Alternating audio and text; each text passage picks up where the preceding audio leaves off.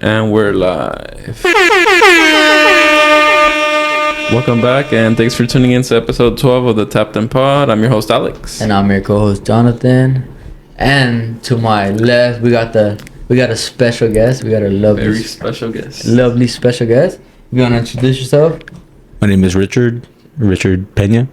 You wanna throw your ad out there? Where can they find you? You guys can find me on Instagram. My personal is Rich Star D Sen, so Richardson. And then I do have a fitness account too. It's rpfit_98. I'm also on TikTok. My TikTok is shameless plug. Hey, it's that's Rich too much. No. Starred Rich Starred _98. There you go. Find me on TikTok too. Yeah, no, but we got two special things for the audience today. We got a special guest. We got a special setup now. New setting. New setup. Special. Yeah, hey, you are special. Right? Hey, we got evicted from the last. Hey, we didn't make the payment. Yeah, we were forced to relocate. Hey, it's not because of gambling. I promise. No risk, no reward. He didn't gamble the LLC. Yeah. Hey, not yet. It just didn't hit this time, bro. It just wasn't your day. Yeah. It hasn't been my day for like the last month. You just quit too early. Yeah. That's what it was. No, but yeah, we got a whole. It's pretty much the same setup. We just got a black backdrop, and we still gotta organize the posters. But yeah, Looks legit. it's pretty solid for now. But with that being said, let's get into it. and with that being said, Let's get into the good stuff. Yeah, no, we'll get into the weekend recap. We'll start off with you and see what you got going on for us. my weekend. I ain't got shit. Like always, you lame, hey, fool. It's part of growing up. It's part of becoming a man from being a boy. You still a boy. Nah, my weekend it consisted of just busy work. Busy work. Yeah. Chores. Yeah. nothing. Hey, literally. Yeah, bro, nothing. Literally. No me invitan a nada. Hey, no te dejan salir. and then Hey, no te dejan salir. I look at the unemployed homie story, and that fool's in Hawaii. Hey, on a Monday or what? On a Monday. On a Monday. That fool's on a 3-day bender and shit. What about you, gang? For me, my weekend, yeah, it was more of a like laid back weekend. Friday night, I didn't. No casino? Hey, I don't want to talk about the L's. Oh. Nah, but yeah, I've been hitting the casino. I hit it Sunday. I walked in with $200. I was down to my like last maybe 40. I ran it back up to like 220, and I was like, I'm gonna get the fuck out of here. Dang. So yeah, I was like, I don't want to take the L, so I took off. Saturday, it was more of like a laid back Saturday. I didn't do shit. Well, Sunday too, but Sunday night I did go back to casino. I was like, redemption. yeah, I was like redemption. I had to make money. I lost what was it, 150? Yeah. Yeah, so I was like, fuck it. And then Monday I went back. I made 3, so I was like, I'm fuck that. Chillin'. So I've been on a cool little losing streak though. Yeah. Yeah. Damn. Hey, it's just like that. Hey, I can make it back, but sometimes sometimes you just gotta know when to like walk off. Hey, I don't know yet, but I'll get there. That's cool. Yeah, but yeah, that was my little weekend recap. What you had popping off this weekend? Well, not very much. I'm in the middle of a prep right now, so How many weeks out? I'm 4 weeks out. Actually, 4 weeks and 2 days. 3 days. Oh, 3? Yeah, close, 2 days. Yeah. Around there. But Hey, how's that going? it's going. I'm really starting to feel, the lack of everything. At this point, we're in the summertime. We're in the valley. It's very, very hot. It's bad. It's very hot. Especially the weekend coming up. You better hype it, bro. If not, Bro, I've been feeling good in the mornings, but in the Yeah. afternoon, it kills and you. it's like when it's late at night too. I like to go outside and smoke. It's so calm. But Yeah. during the day, bro, it's like I had a homie that just was in Arizona. He told me they had a day that was 115 out there. Yeah.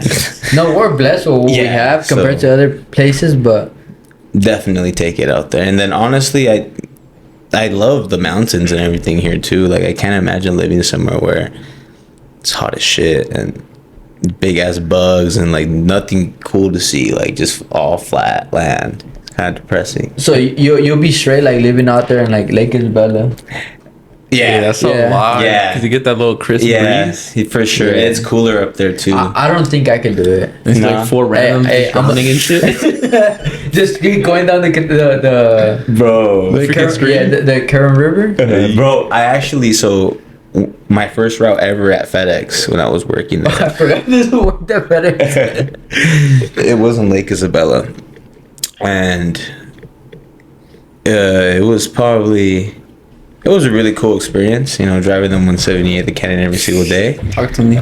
But Hitting the yeah, I hitting had the curb. two homies that almost died. Two Damn. coworkers that almost died going up that canyon and coming down. And I was luckily one of the few that left and Nothing happened. nothing happened to me. Untouched. But there was a few times where I accepted my fate, and I was like, because it's very narrow, Yeah. especially when you're coming down. You have semis going up there that are loaded, bro. Like some of these guys are fucking idiots, and they're driving like it's a big road. So when you're coming down, you're facing the river, and you can't overcorrect the turn. So because when you're coming around the corner, you can't see a semi. You can only see their lights. You can Until they're right there, right in front of you. you're expecting it to be a car because you just see lights until you see a big ass grill and big ass, and then it's the semi. At that point, you're already on the edge and you can't go further. So you just gotta hold your ground, just hope that the semi's not gonna hit you. And It's fucking smack you Yeah, off, and knock you off down. the cliff. but I've had a few of those, and I've had actually a few of my mirrors smacked by trailers, Damn. and they drove off.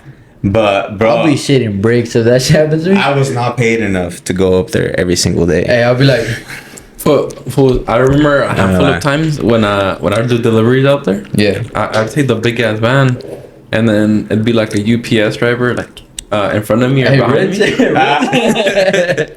Not his op. Those fools would be. There's this one fool in particular, that fool smashing through there, and then I'd like get on his bumper, and he'll do the courtesy pullover, and then I'd continue, and Hey, I look you're at fucked, I look at my mirror, that fool's like Right behind you? coming towards me, Yeah. with a cool distance, but obviously his vehicle is bigger and slower. Yeah. I'd be like, that's a sick ass fool. Yeah, right there. bro. Hey, I'm not People gonna- that don't give no fucks. Oh well, I mean, yeah, unfortunately we have a lot of people like that on the road. I feel like Hey, I not mean, me. I've been like that too. I'm not gonna lie. Like I don't consider. I mean, well, obviously it's myself, right? It's myself, but there's some people that are very bad at driving, obviously, but those kind of things really tend to get me, somewhere like really. They like- know where to fucking yeah, kick your yeah. butt. So like, if it's either like merging on my lane and driving slower than the rate of speed that I was going, or fucking braking 2 car lengths before before the bumper of the other car type shit, or just shit like that, or people that are distracted. I'm not like, because I've been distracted too. I'll take. And honestly, fault. I feel like that's something. Hey, God forbid I want to watch TikTok. Hey, you just like. that I've evolved. Hey, the homie sends you a TikTok, so you gotta watch it on the road. You know? Fuck, honestly, He's the yeah. messenger. I used to Hey, where you're like, I used to look down on shit like that until I started doing it myself, bro. Yeah. And then it's funny because, like whenever some asshole's doing it, I'll just be pulling up to him and just fucking dogging him, like, what the fuck you yeah, doing? what the fuck are you doing? Get the fuck out of your phone. Hey, fucking drives like a quarter of a mile and starts getting on his phone. Yeah, he's on his phone. I'll be doing the same shit, bro. But when I see someone approaching me, I'll just put my phone down, like if I'm not using it. So you just start using it Hey, again. no, but hey, I don't fucking drive and be on my phone, but if I would do it, I would have it down. Hypothetically? Yeah, hypothetically, I would have it down and just like, Yeah, I think that's what a lot of people do. I've seen cops do that. just because my car is a little lower than like any other vehicle, So I feel like if a cop or any car pulls up to the side of me, like they'll can't see really see yeah, it, no, yeah. they'll see exactly what I'm doing. But I have it up here, but I'll head down here. Hey, I'll be able to speculating. drop. Yeah, I'll be able to drop it. Yeah. Hey, I don't even think they could see you in there though. Fuck you. That's Hey, crazy. he think he's funny or what? He's got some jokes. I He's got forgot to some laugh. Man. I'm just really well. This is the thing when you prep too, bro. Like, you know what's crazy, dog? Talk to me. And I tell people this all the time, bro. Like the hardest shit is your emotions. Hey, me when I wake up. You feel me? So Hey, macizo. your body is so fucking smart when you stop feeding it the calories it needs or even wants. It will start taking away, because being happy, bro, being funny takes energy. It actually takes physical calories being burned. So my body's finding ways to shut me down, to not make me active. Because when I wake up in the morning, bro, it's like I feel like besides that, nah, dog, I feel like I'm a 90-year-old man, bro. Everything aches at the same time. It, like, your body feels tight. You can't move, bro. You just wake up fucking all like crooked and shit. So yeah, when I wake up, like, I have a routine, you know, and I have to kind of stretch myself. Hey, we all have. Hey, we don't all have that same routine. Hey, get ready with me. Hey, it's like when I can't go to sleep, he's like, get ready for me to go to sleep. It's like it's 9:02. Hey, it's 9:30. I'm not sleepy. Dejo sueño. Honestly, bro, like, Hey, 9:32. oh fuck. Quiero cerrar el pestañito. Yeah. No, but my bad. I interrupted. But Hey, silly me. Silly wabbit. Silly webbit. all right, I lost my train of thought. So I said bodybuilding. How you wake up pretty much like off the eso and Yeah. shit? Oh yeah, tieso, but Low energy. low energy. Okay, so bro, your mood. One of the first things you start noticing when it really affects you is the inability to smile or laugh. And no, I'm not even bullshitting you, because I do that. I love to do that. Like I love humor, bro. I love Hey, the few like or for the time that I've known this fool, yeah, he's always fucking laughs and giggles. Yeah, I love to laugh, bro. Like, to me, humor is like the most beautiful fucking like characteristic that I possess. Because I laugh when I'm sad. I laugh all the time, you know, and I feel like it's powerful.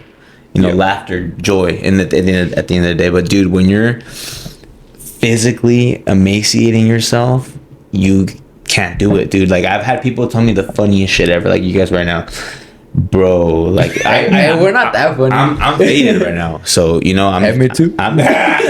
So I mean, you know, I'm relatively, you know, at ease and able to, you know, hold a smile and stuff. But dude, it is so hard sometimes, bro. Like, to be happy, and sometimes I don't like to be out, because I know there's people that I know and they know me, like, you know, you guys know me how I am. They will come up to you like high energy, and you won't match it. Exactly. Excuse me. There'll be times, bro, when I'm just like, I just can't do it, bro. And people think, because I have to tell them I'm competing, and I'm like, I'm prep, because I hope they understand. But then there's some people that won't, like, oh, No. you're me for what? Like, Yeah. they don't put two and two together. Yeah, there's some people that, well, I mean, I know we have, a lot of us have a lot of shit going on. We forget things. But, yeah. Hey, los frijoles. Nah, Hey, you're at the marqueta and you're like, oh, shit, los frijoles. Drop everything and just take out. Yeah. no, honestly, yeah, the brain fog is really bad. Yeah. You forget what you're Can doing. you explain to Johnny and to the audience what? Fuck you, bitch. Prep brain. Do you know what prep brain is? Yeah, I'm not that stupid. You do not. Hey, I'm not that stupid. Prep brain. Hey, but tell the audience that. Prep brain. Yeah. Well, essentially, prep brain. All right. So, science says we use 20% of our brain. We have access to 20% of our brain. Our ability is to use it. Maybe we have access to it. I don't know how many people use the full obviously, 20. yeah, there's people that maybe have more or whatever. You know, there's people that are really creative, really smart. But that's 2% of the population, maybe 1 point whatever percent of the population. But long story short, prep brain, bro, you feel like a primate, bro. Like, you feel like a monkey. Like, it's hard for you to add 1 and 1 together. You forget what day of the week it is. I walk out of my room, to go turn on the water for my coffee the first thing when I wake up, and I forget. I forget that I'm making coffee. I be doing that on a daily basis. The homie diamond. Hey, imagine if I start prepping. Nah, bro, but I think I'm gonna start meal prepping too. Like. It's rough, bro. It's rough to talk to people, but I mean, I just have to take it slow. You know, when I talk to people, I just talk slower, and then I just make sure that, well, I'm not distracted by things, because my attention span right now is very low, bro. Like super. Well, it's already low as is. Yeah. And now it's even worse. Like, I'll be talking to someone, bro. Let's say they have something on their teeth. Like, bro, I was talking to the homie the other day, bro, and I saw it, like, I just stared at it, like, I was almost like disassociating. Yeah. And I was like literally, bro, in the middle of the day, I'd be doing that shit. I'll be driving. Do not drive if you have no sugar in your blood. Do not drink and drive. Yeah, like, do not drink and drive. That is, I the last prep I did, there was a couple episodes where I had hypoglycemia. I had the lack of carbohydrates. So damn, basically, prep is not healthy, bro. Like, prepping is not healthy, whether you're enhanced, natural. But is it like, is there a way you could do it good or no? Yeah, bro. Look, put it this way. There's different divisions, okay? Like, the MPC, which is the league that I compete in, they added a new division. They added 2 new divisions, because it used to be just men's physique and then bodybuilding. So it was the dudes in the board shorts, doing the little, you know, and then the fucking big old bodybuilders, the big old fucking. Hey, the ones like me.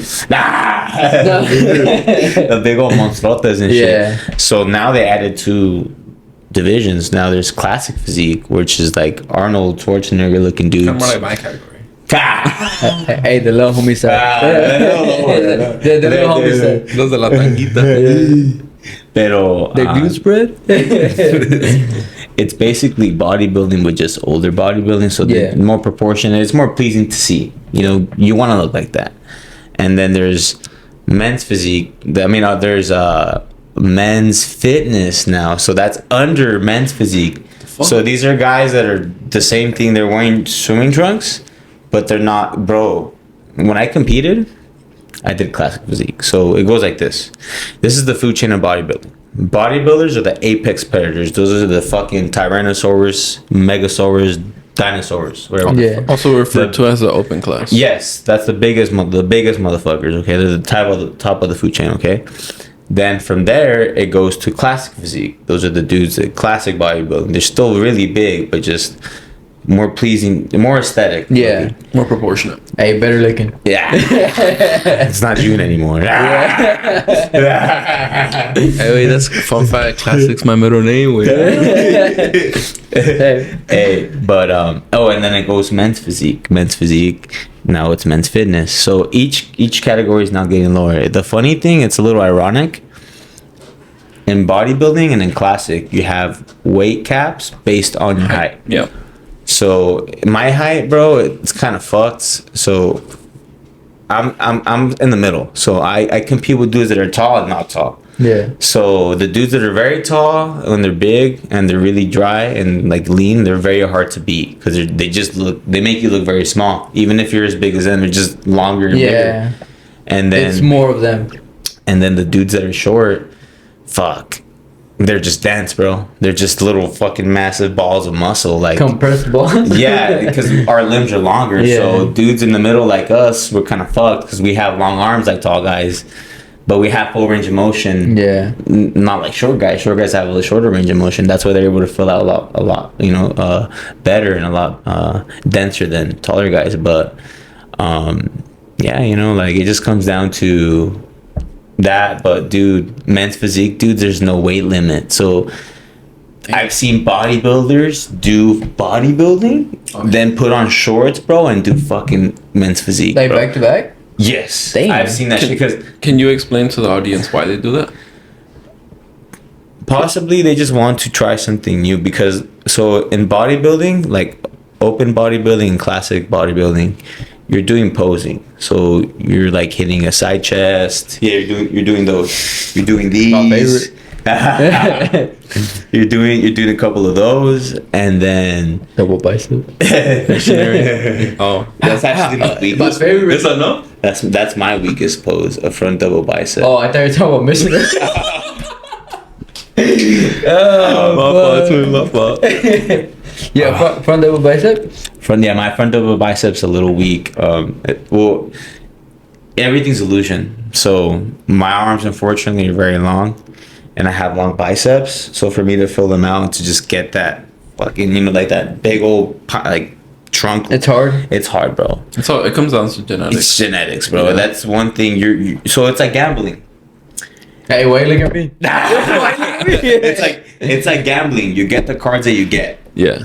Some motherfuckers not bluff, but they can win with the cards that they're given to them, bro. So for instance, I'm compromised. I've broken this wrist. I broke this collarbone. So in fact, this whole arm is now compromised. The anatomy of this side of my body is fucked. So when I train, in a way, it's very uncomfortable and it's not balanced. So I feel it, dude. Like it. You feel it when you're working out? Yeah, I'm not level. When I bench, bro, it's like bench. It feels like I have like this. This was scoring like this? Nah. But it's now I just learned to train around it, and people. You work with it better now? Work with it better. But I mean, it just comes down to that, just training around your injuries and longevity, and just pushing it, but not pushing it too hard. Like I mentioned to you guys earlier, I'm 4 weeks out. Okay. I like to train with people. But it's hard right now. I do. I do. Like the people that I train with, they know who they are. I like training with them because we push each other. So in a way, I also need to be pushed and motivated, because there's times when, I don't want to be in there, or I don't want to push myself. So you find yourself being stuck in the same place. So the blessing about having a good training partner is that you're constantly pushing each other. You get the motivation. Yeah, so the bar is always being set higher. When it's by yourself, you're actually scared to push it to the next level, because first of you're all, comfortable. yes, you're And comfortable. you don't have that pressure and motivation. That, and we're human beings, and history has shown us time and time again that we thrive, or we seek validation. So like, for instance, I would rather do a 400-pound squat in a room full of all these people. Hey, full of bitches. Or then rather than do it by myself in a room full of nobody. Is it an ego thing? Is it a safety thing? Yes and yes. On a particular day, I might just want to do it by myself, but at the end of the day, it's that. It's it's like how the meme goes. Like, if you didn't post it, like it didn't happen. It didn't happen. So it's just how it is. I want to have someone there. Like, bro, I remember when I benched 3 plates, the first time I ever benched 3 plates, bro, like no one was there to watch it. Damn. In fact, I had to record it by myself. Like, I had to make this little tripod by myself, and I celebrated by myself. Like, it was kind of depressing. No, yeah, I remember when I hit 3 plates, I was fucking high, bro. Me too. Damn, When I went 3 plate, when I did the 3 plates, I finished that one, and when I got my 4th one. No, I remember like when he was doing it, he couldn't pick it up. I had to help him. Yeah, help out. Yeah. That's You crazy. just curled it, or That's what? crazy. I hit like 5 reps. So you're telling me you were able to get 1 rep, and the homie Alex didn't get 1 rep? He's little. Well, I went for my 4th plate. It's because he's light skinned, bro. Hey, food. And I still got this. Hey, food. Light skin. So light skins. And I mean- light skins -1, and then dark skins +1 right now. Yeah, we up. We up right now. Well, actually, I'm Hey, dark don't get skin. lost in your shadow.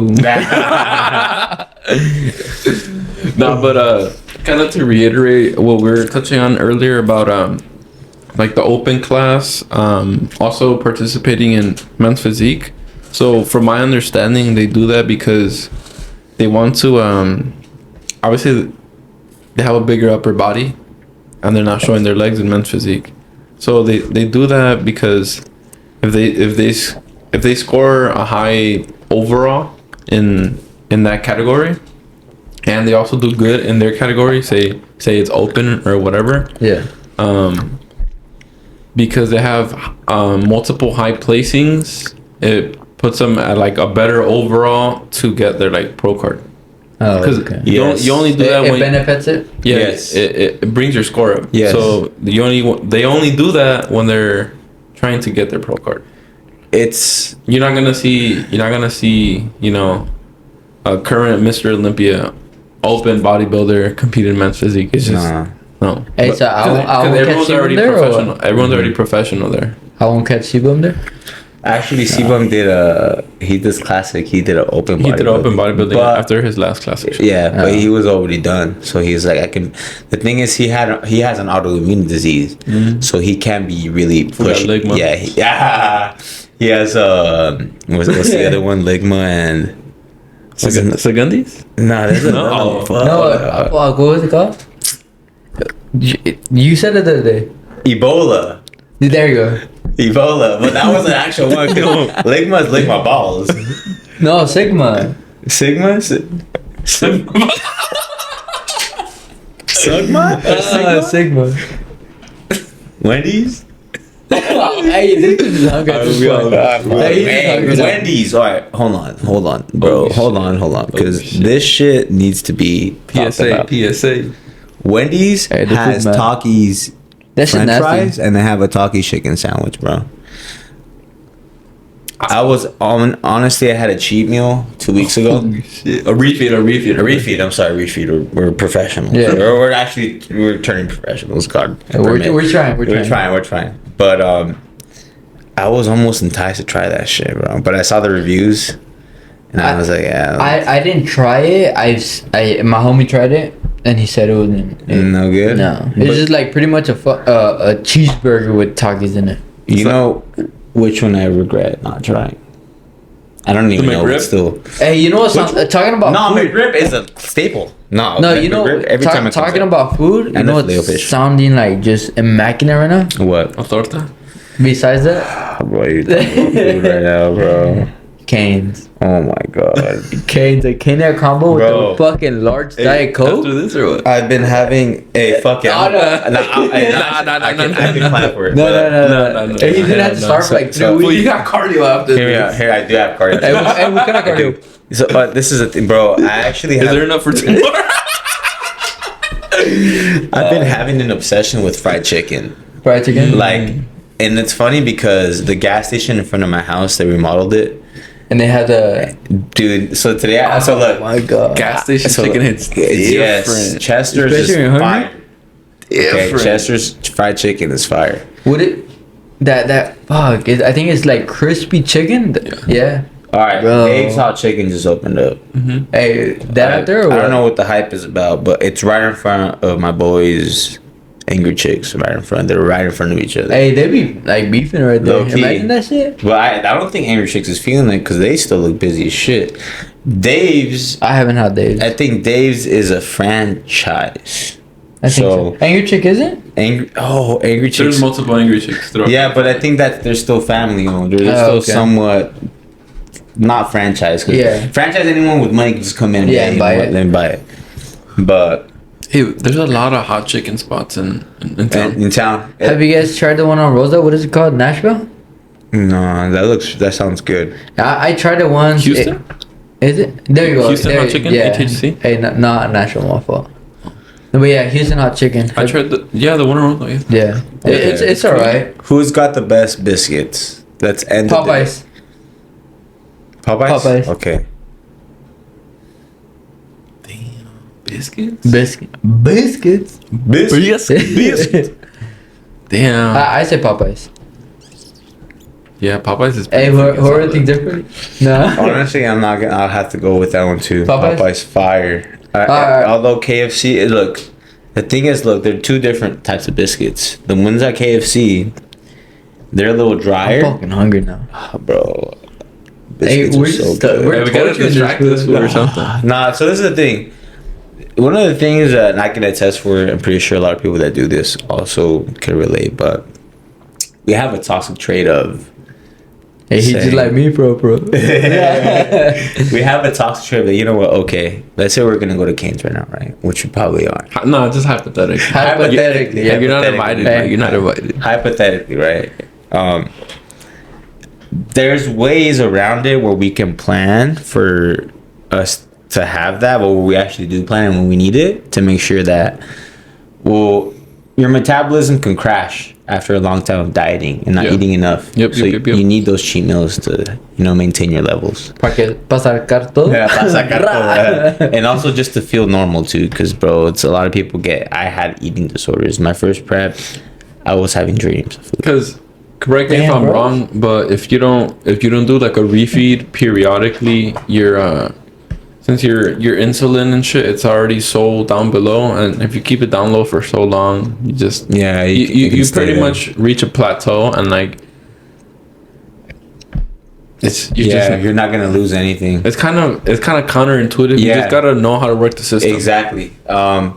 It's crazy. System? Yeah, because when you do a refeed, you say you carb up or something. Fool, the next time you work out, you're gonna feel crazy. Yeah. Yeah. And you just need that little more, like, it's gratification. What happens too? It's I don't know if it's a science term or bodybuilding term, but it's called supercompensation. So when you deplete yourself of carbs, water, sodium, because basically the muscle, what makes it hard is not protein. What makes it hard is trend. Trend does make it hard, but no, it's makes it harder. Glycogen. Yep, is what makes your muscles full. So when you deplete yourself of that. Wait. Before you continue, can you explain to the audience and me what that means? Okay, glycogen is what's energy stored in the muscle. So water plus carbs is glycogen. Because carbs, most of them carry water. And that's the muscle's favorite and only source of energy is that. And ATP too. But when you deprive the body of that, right, and you're just getting rid of it, your muscles are going to get so flat, you're going to feel skinny, fat, like, it's just awful. Your muscles, bro, posing, working out like that, it's like, imagine having a hot date and you're gonna get lucky after, and your Winston doesn't want to work. You know what I mean? Your what? Your Winston. Oh my god.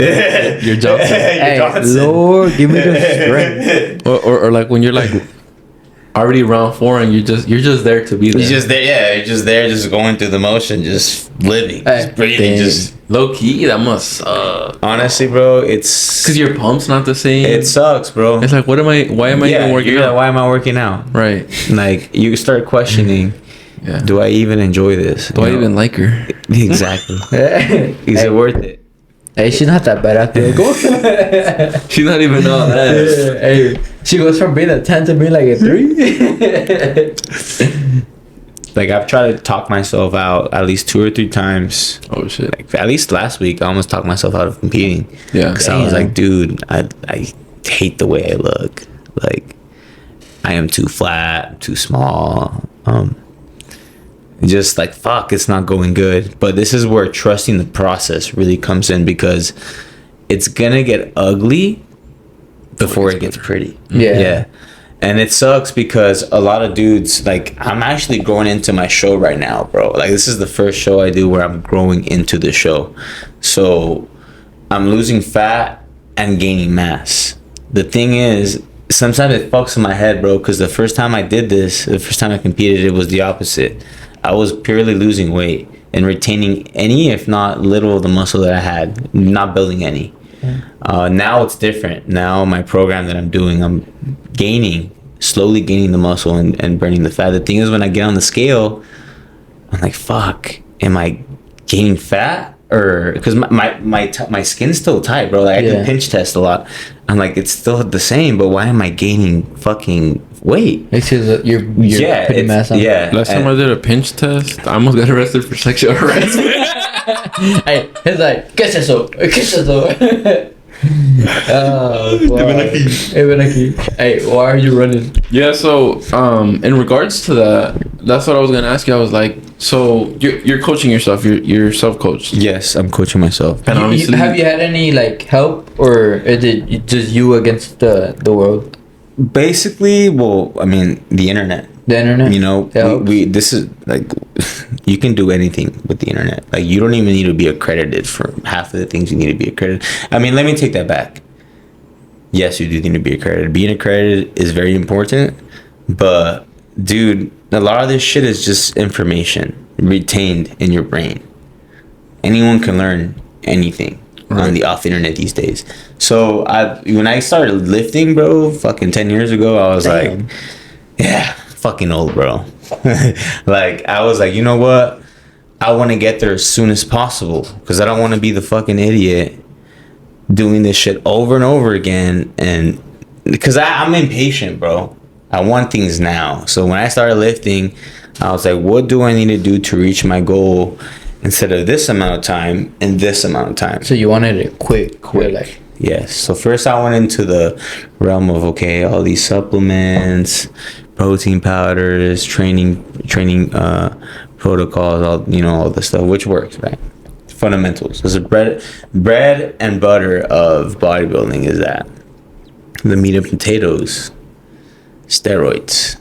Hey, my favorite. Hey, not yet. I mean, so they go hand in hand. I mean, not just in bodybuilding, but just in sports in general. I believe that a lot of the performance enhancing. Yes, a lot of the top professionals that we see on TV are on steroids, or they're on something. Hey, how do you feel about the people that say they're not when you know they're The Rock? Sorry, Dwayne Johnson. Look, this is the way I feel. Let's say you have a little kid. Stop being a bitch and just pin up. Yeah. This is how I feel about it, bro. So I understand The Rock, or like someone that has little kids, or little Bobby that looks up to him, and God forbid he finds out that his hero takes steroids, and he's like, oh shit, I gotta take them now. So The Rock can say, oh, I take steroids, even if he wants to, because there's people that look up to him. That so many people, yes, that will now have a different perspective, and it's not fair, because steroids don't make you eat the food you gotta eat, or wake up at 5 a.m. to do cardio, or to not hang out with females, or to not hang out with friends. Like, steroids don't do any of that, so it's not fair to take away from someone's achievements because they partake in taking performance enhancing drugs. In fact, people that take it, they have balls, bro. They're not really. Yeah. That's crazy. Hey, not physically. That's crazy. But hey, mentally, but not physically. Women are growing balls. There's women that take steroids. Nasty. They're growing balls. But that's how I feel about it, bro. Is I feel, look, if you can be honest, and because look, the thing is, bro, this is one thing that I've seen. When someone's set on doing something, bro, it is very hard to tell them otherwise, because they're set on doing something, bro. You really have to, come across with a good point, or I guess they really have to trust you for them to consider, your opinion or whatever, even if it's contradicting whatever they're trying to do. But people that want to use steroids are already going to use them. There's little that you can do to. Hey, he don't want to use them. I tried talking to him into it. You're like, take it. Yeah. Take it. Just not be the bitch. Yeah. Hey, just one cycle. Just one cycle. Hey, bro, and there's people too that are claiming natural out here that taking a cycle. Hey, talk. One cycle only, and that's it. Because they call them jump starts. So, in theory, you can take one cycle and retain a lot of muscle over time, but it's like gambling. It's like the roulette. Actually, what's the possible? I don't even know. Is it 50-50 on the roulette? On roulette, no, just because there is green. No. So it's like a 48, and a 2. Unless depends on if the roulette the wheel, and depends if it has zeros or double zeros. Okay, so a 2 is the odds you hitting something. Hitting a green, and then the rest is black or red. We'll just call it 50-50. Okay. Just call it 50-50. Okay. On a fractional basis, like 50%. Okay, yeah, just put 50-50. Yeah. Okay, so 50-50. fucking trying steroids is not 50-50, bro. It is 20-80. Fuck no, let me take it back. It's 60-40. 60-40 or 70-30. So it's a 70% chance you're gonna get a really bad side effect. Damn. 30% chance you're gonna walk away untouched. Good. Yeah. You're gonna get one thing or another, whether it's gonna be the physical side effects, the mental side effects. Some people spiritually, like, I guess, like, you know, they change. You know, some people change. It changes their personality. It changes the way they view the world. And I feel like people that take steroids or take performance enhancing drugs, if they're a type of way before they take them, It's only gonna amplify it. yes, and they take it after, it really exacerbates that. Like they just are crazy, bro. It's supercharged. And you have people out here that are fucking psycho already, right? And they're taking these things, and it's like cocaine bear, bro. Like, God forbid, fucking bear and apex predators injected Like with Trem. Cocaine Bear, the movie. Yeah, I was telling my cousin the other day. We're my cousin Marlon and I were at Sequoia Park doing mushrooms, just having weird conversations, Like, just some light. just kicking it, bro. Right? Some champiñones. And we had some, that's what we was like, hey, fool, we want to get y'all champinon out and shit. That's what we just, that's our term for it. But yeah, we're just kicking it. I like doing shrooms, bro. I have a lot of profound thoughts when I have them. We're just on this big ass rock in fucking Sequoia, bro. And I was like, dude, we was talking about bears and cougars and fucking. Hey, what kind of cougar? Ooh, we love those What kind of too. cougar? We love those. Hey, if you know, you know. Hey.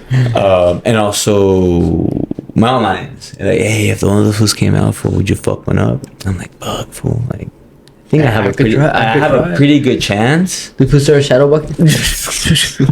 I was like, I don't know. I have a pretty good chance, but I don't know. It just really depends. But long story short, I was like, bro, what if a bear, like, because in Cocaine Bear, I think that's what happened in the movie, because I saw, but I was also really fucking stoned for that movie. I fell asleep. Hey, when did this put on stone? Nah, bro, nah. For this one though, bro,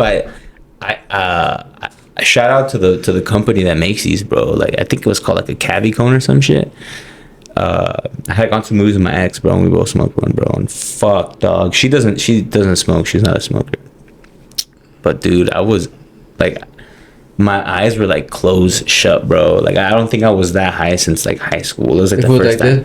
Yeah, bro. So I was watching the movie, bro, and I was like, what? Like, I was like, and I was at one of the Maya. So you know how they have the recliner. Yeah. I was just like fucking knocked out. But I was like, God forbid, in that movie, like, I don't know how the fuck the bear consumed the cocaine, but I was like, imagine. Let me just play out the scenario, because a lot of these steroids are shipped via FedEx Express or just carriers on DHL, airline, or UPS, Priority. They're coming in the air. The powders. So look, steroids are made. They're cooked the way In a bathtub. Yes, the way crack and a lot of these. Correct. Yeah, with the fucking charolita and the fucking, the beakers, all that shit. Yeah. That's how you make steroids. You make them from the raw powders, and then you need a base. So people do water, alcohol, oil, all these different things, right? But the powders come from China. China has the powders, and I think Europe has a little bit of China, and then the Middle East. But we mostly get them here in the U.S. from China, and Mexico gets them also from China, and they come in the boat from China. They're called precursors. So basically, it's the raw chemical of the compounds or parent compounds that make other compounds, and they come here, and they that's how they make all these different types of steroids. But the steroids that are made, like, let's say I was a dealer, right, and I was making all these steroids. Hypothetically speaking. Hypothetically. Yeah, because he's not. Because I'm not, and I'm really not. Don't hit up RP Fit 90. Don't hit me up for steroids. Hey, they're gonna hit him for meal presents. Hit me up for meal prep. hit him I do up have for a meal prep page too. It's Pena's Chicken. Hey, that's right. PENAS chicken. Really good chicken. If you don't like what you eat, guys, chances are you're not gonna stick to a diet. I don't like to call it a diet, but a food plan. So you guys need to enjoy the food you eat. And put it this way, it comes down to living a life and liking the life you live. So being fit is, look. It's not a phase, Mom. It's a lifestyle. Hey, it's like the Justin Bieber meme. Don't you guys fucking understand I'm standing on business? Fucking nah, bro. Look, body dysmorphia, bigorexia, or the fuck you want to call it, is very real, bro. I feel like not just competitors, IFBB pros. I feel like normal gym bros also suffer from that. Not just gym bros, just people. Period. You know what I mean? Like, because I feel like people have an idea of what we should look like based on advertising, and now I like it. Now it's beautiful because now we embrace all types of, well, it's the way it should be. We should embrace everyone for the way we are. But you know, you look at the early 2000s, a lot of the girls like Angelina Jolie, fucking Halle Berry, these are all bitches that were really like thin. Women. I'm sorry, women that are I'm sorry. These are all women. We're feminists on this podcast. Yeah, hey, I'm sorry. Hey, women's rights. Yeah, women's rights. That's a bad habit. But yeah, Bitches. no, but they were very slim. Yeah, slim. You know, so that was the look back then. That was the aesthetic. That was the standard. Yeah. And now, you know, we have our voluptuous. Is that the term?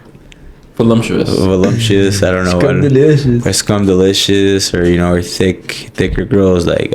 Fine shit. Like, yeah, fine shits. Our fine shits are now being... Hey, Mysticums with like 3K? Mysticums. With the C's, with the C's. Mysticums, bro. Those, bro. I love those. They're so warm. Yeah, like slowly BBLs are making their way out of style. Honestly, bro, look, BBLs, I got nothing bad to say about them. I'm just saying a person should never feel entitled to look a type of way because everyone looks like that. Like, you should look a type of way because you want to look like that. There's a lot of people that I know, a lot of guys that are doing the things that they're doing for the wrong reasons. Like, to be accepted, to... Try to fit in, monetary gains, look, that's a different story. You have people that are influencers, right?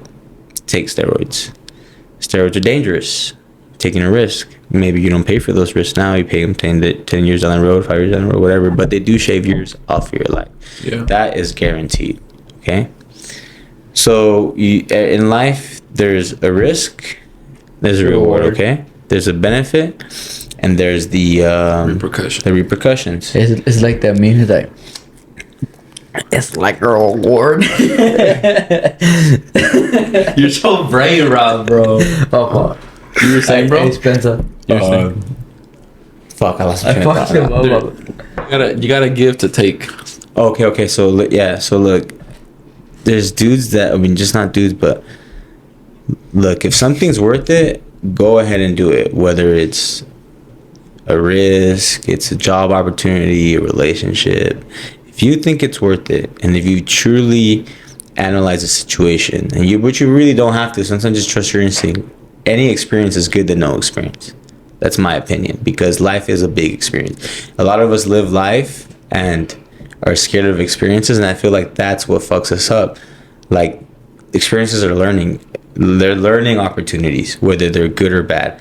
And then honestly, nothing's really bad if you really think about it. You know what I mean? That's a whole other conversation. But look, because it comes down to doing that, you know, it's got to be worth it. If you're making money off of it, if you're living the life you want to live, taking care of the people you want to take care of, you know, partaking into it, then I would consider it being worth it at that point, you know, because now you're, at the end of the day, look, a lot of these jobs that we work, I want to say they one way or another, they kill us. Or we're exposed to death. At least with my job, I was just delivering boxes, right? Just driving a truck. I mean, there's someone dying, jumping off a cliff. Bro, okay. Besides the 178, right? Going up and down that thing every single day. Going up and down that thing.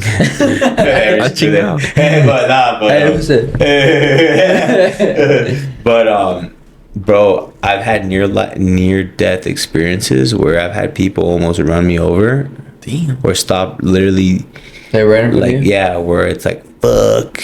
Like I maybe not died, but all it takes is one bad, hit One to the back of your dumbass. dome, bro, and you could be a vegetable for the rest of your life, or you could just never. Or not even the back of the dome, your spine too. Anything, anything, bro. Anything. The body is so strong, but it's so weak, fragile. Yeah, there you go, fragile. I fool one hit away from getting that bag. Oh god. Damn. Yeah, you only need to get like scratched up. Imagine just being at the right time, at the right place where like Canelo's not pissing him off, just getting knocked the fuck out, getting a bag for life, bro. Because people have done that. There's people that are very smart out here, that put themselves in predicaments where they know they might get an outcome that they're seeking, and they study. Like the girls that get the NBA rookies. Some of them look for it, bro. Some of these dudes are just targets. They have a big target on their back, and they're just saying, "Hey, fucking, like hit me." You know what I mean? Like it's because you gotta give it to some of these women, bro. Some of these women, they just know how to play the game better than men. Hey, they a little smart with it. Hey, shout out Brittany Renner. Oh my god, bro. She came up on PJ Washington. Oh my god, bro. She needs to. I think she wrote a book, bro. Oh my god, she is not a role model, bro. And then I think she was like on a podcast or something, or like an interview, like where she was like, motivating women or something like that. I was like, if my daughter were to tune in on that shit like that, like I'm jumping off a cliff, bro. Like I failed my daughter as a father. Yes, bro. Like a lot of these women, they prey on like up and coming athletes. Yes, bro. They are predators in the flesh. Just how there's predators fucking up our youth and our kids and shit like that, then there's predator women out here trying to get your bag, bro. Trying to get the bag. Like they're like studying your every move. They know where you're at. They know your friends. Damn. They know what college you play at. They know all that, bro. And you don't even know who they are. Daniel. They just know who their next target is. You stay away from me. Hey, but this is one of those good things for being broke. You really see what girls are real. You know what I mean? And not just that, like, because look, being broke is not, put it this way. Being broke is not a bad thing, but it's not a good thing, okay? And I feel like being broke is a state of mind, okay? Okay. But for the most part, I feel like when you have more things like that, and it comes down to like, not even just dating, but more things to offer as a person, where when it comes down to work, relationships, let's say, you make money, you're educated, I don't know, you're interesting, just well-rounded, right?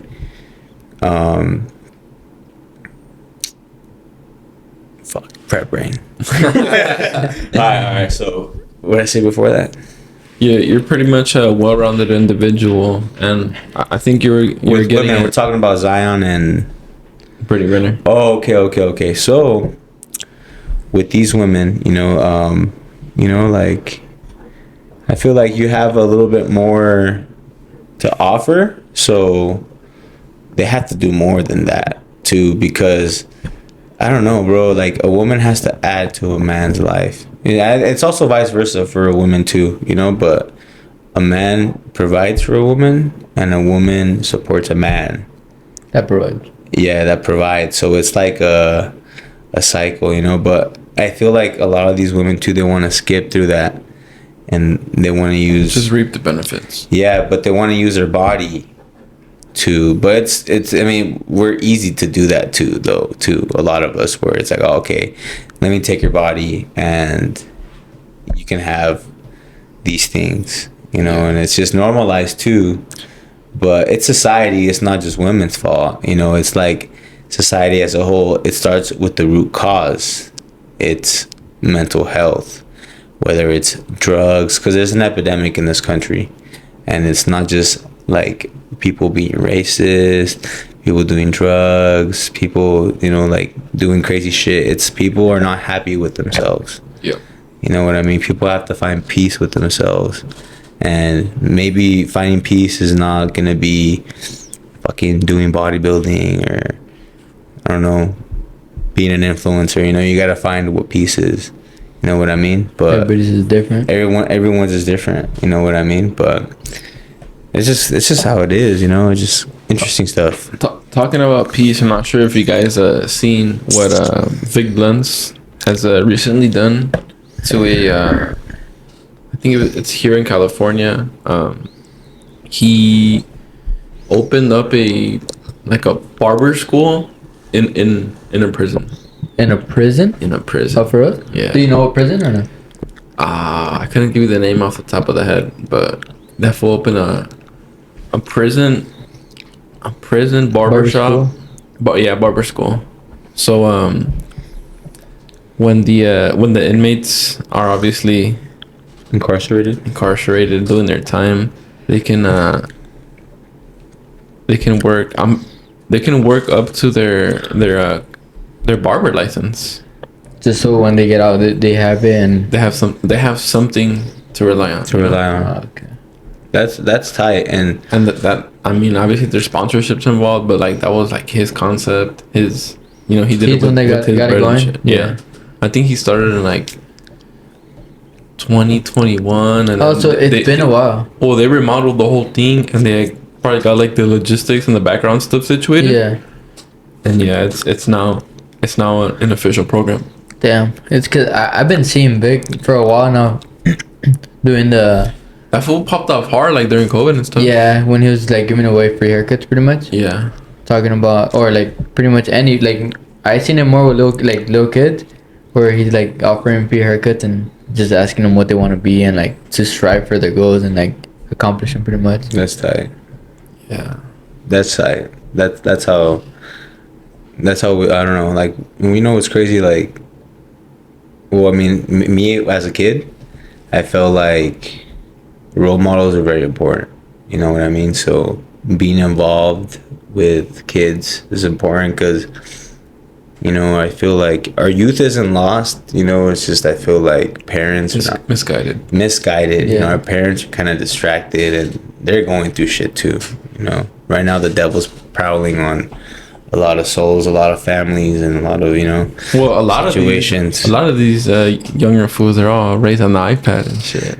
Damn, you know? bro. iPad kid. Yeah, I think that fucks with their brain development. You know what I mean? Their ability to socialize. Yeah, I say it. I feel like a lot of people say it, but I feel like my kids, I wouldn't want them to be obviously that. But at the end of the day, it's just you can say something now, but the future would be like say different, you know. Yeah. But yeah, that's one of my goals. It's like having them learn, like be bilingual and like no iPad or like no technology, so they don't like just stuck on Rely it. it Yeah. and stuff. Yeah, I agree. But everybody's different. I feel like, yeah, kids. You guys grew up playing outside? Yeah, that's how I did, bro. I'm more of I'm more of a like outside person than being inside on your phone and like technology. Yeah. I'm on my phone like a lot of the time during the day, but I prefer to be out and doing like sports, Gambling. gambling. I guess I'll throw it in there. But yeah, I'd rather be doing like hands-on things than just like watching a video or like on my phone or on a tablet playing video games. What about you, Alex? You're out there playing basketball? What did you play as a kid? He does like playing with balls. Nah! That's crazy. That's number 3 already. I'm taking note right here. Hey, it'd be your own. Damn. Yeah, you just know. I grew up like who needs enemies when you have friends? Friends like like that? this fool. Friends. That's crazy. Nah, yeah, I pretty much grew up just riding bikes and stuff. Like always being outside and shit. And there's like a lot of like games like beyond like freeze tag and tag like that. Bro. Like, there's a lot of hood games that Those are the be going days, crazy. bro. You guys ever have water balloon fights? I loved it. Hey, It was it's the about best. for the little kids nowadays. They're spoiled with the ones that you just hook up to the I know, thingy and bro. Yes, all Then fucking. you don't gotta tie up nothing. 100 balloons just pop up and I know, fucking go dog. at 10 them. seconds like that. Fools that don't know about the struggle, I filling know. it up, it rips. When filling you- it when up, you- and then you gotta tie it. When you don't have like the whole manguera, so you just like do the little attachment to the straight yeah, to the to the nozzle. Yeah, to the nozzle, and just like, Yep, they don't know about that. or like when you're filling them up and your homie's like not doing nothing, so he grabs one and he just fucking starts hitting you with it. Bro. What about you? You grew up inside or outside? Nah, bro. I grew up an outside kid. Like I was outside all the fucking time, bro. Johnny grew up a outside kid. Hey, in Harvard, but that was always inside. If you know, you know. Hey, he's just trying to get licked back, but If you know, and it working. It's 3-1 now. It's 3-1. Hey, Johnny, come outside. I can. I'll pass it off. But yeah, what did your like childhood like outside activities consist of?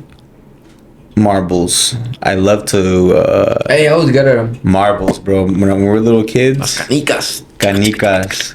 I was selling marbles to my homies, coming up on their marbles. This was a marble plug. I was a marble plug. Yeah. So look, ever since I was a little kid, bro. Call that fool Marlboro Red. Yeah, that should go hard, bro. I've been a hustler ever since I can remember. Oh shit. Yeah, I've been a young hustler. Nah, for real, bro. He be young and hustling. Nah, for real. Like He's a Hawaiian. And my real ones know this, bro. Back in Anaheim, like I was selling, not like that, bro. Nope. I wasn't trapping. Nope. Nah. Oh, But You grew up with like Drex and Joint or not? with what? No, never mind. Brett Brain. But I grew up, just ever since my mom has a business, you know, so I grew up seeing her deal with people, making money, trading, bartering. I like seeing that as a little kid. I like having things that people needed or people, you know, bought. So marbles, I was like, oh shit, like, so I started just collecting them or just like buying them at places where people wouldn't buy them and then selling them to the kids and playing them, like, you know, like gambling basically. Yeah. I was like, this is cool. I like this feeling. I like this feeling. So growing up, I wasn't poor, but our parents never really like gave a shit. Spoiled you guys? Yeah, never spoiled us. We had enough, but not extravagant things. Whenever we wanted to go play PlayStation or whatever, it was with our friends, you know, the friends that had things. But we had enough. That was my upbringing. But I was like, dude, I want shit. Ever since I was a little kid, I was like, I need to have shit. I want to be fresh. I didn't have a job. So I found a way to do things, bro. And it got to a point where I was reselling shoes when I was like 15, 14. Shoes. You're just finding the way. Yeah, into like, we're talking hype beast era, bro. I was like 2013, 2014. I was selling a bunch of SBs, Supreme shit, a bunch of stuff. But with that money, I was turning it into other money because I was also into fixies back then. Oh yeah. And we're talking about but we're talking about the nice ones, like track bikes and stuff, expensive. Like the drone and like that good one. Back in Orange County, like I was dealing with grown men, bro. I was like 15, 14, buying $300 crank sets, $400 carbon wheels. Like, yeah, bro. Like, I was selling them to these guys. The tri-spoke. Yeah, the head. They're called the head threes. The tri-spokes. Yeah, they're carbon. Their shit's like $800, bro. I never had one of those. The most expensive wheel I ever had was, I think, like a 60 millimeter carbon wheel. Those shits are super scary to ride, bro, because they're so light. They're so aerodynamic, and like I ride my bike without my hands. So I like to do this, right? Because it's uncomfortable sometimes being hunched down. Yeah, especially if you had your seat up and your bars all in the bottom. Like that, yeah. So I'll be riding like this, and when the wind hits, bro, that shit just fucking knocks you out, bro. It's bad. Yeah, bro. It's because it's super light and it's very aerodynamic, but it's cool. There's a big community in that shit, bro. Like, it's starting to pop up again, no? Yeah. At least with a lot of young kids. Yeah, it had died because when I was in middle school, high school, it was still up there, and then after that, maybe after like 2018, 19, to like 23, it died off, and then 23 and forward, I feel like I feel like I've noticed it come back up. Yeah, I've seen a lot of kids like riding in posses and like riding and big old groups. Yeah. Getting in front of traffic. But now it's fixies, and then what are they like the bikes, like the BMX ones. Yeah, but it's not the smaller bikes. It's with like the like 26. Yeah, 26-inch rims and stuff. Yeah, I've seen those. They're kind of like trick bikes. Trick bikes. There you go. Yeah. That's what it is. They're supposed to be getting down with the wheelies. Low key, have you seen those little kids and shit? Hey, I remember I almost smacked one of them fools because they were like riding, and you know how they skirt into the cars and they come back out. Like that fool skirted, but like he couldn't come all the way out, so I broke cause I broke, I didn't hit him. Damn. But yeah, I was so close to him. I was like, damn, like bro, like you guys are really doing this, like. Like he tried to swing it back like out to the street and he couldn't. So I was like, oh shit. Yeah. But like I remember we would like weave through traffic, but we wouldn't weave into traffic. Yeah, that's what I'm saying. You know, it's like through traffic, like you still have your like your space, your gap. Yeah. But no, these fools are like, oh, that's a car. Se meten los güeyes. Yeah. Well, I mean, this comes down to, again, I mean, parents, you know, like, you gotta... Hey, parents, keep your kids inside. Yeah, no van a aprender hasta que sea un chingado. No, neta, que es que a veces Dios no permita pase algo y así van a agarrar la onda. Because look, bro, a lot of these kids... And watch out, because Johnny don't got insurance. Hey, insurance is a fucking scam, guys. Oh, shit. Insurance is a scam, okay? Hey, don't buy insurance. Makes millions of dollars off of you not getting into any accidents. And if you look at the math... Hey, and then when you do get into accident, they don't want to pay. Yes, the insurance is a very crooked business. You know, one thing about this country... Shout out the Armenian homies.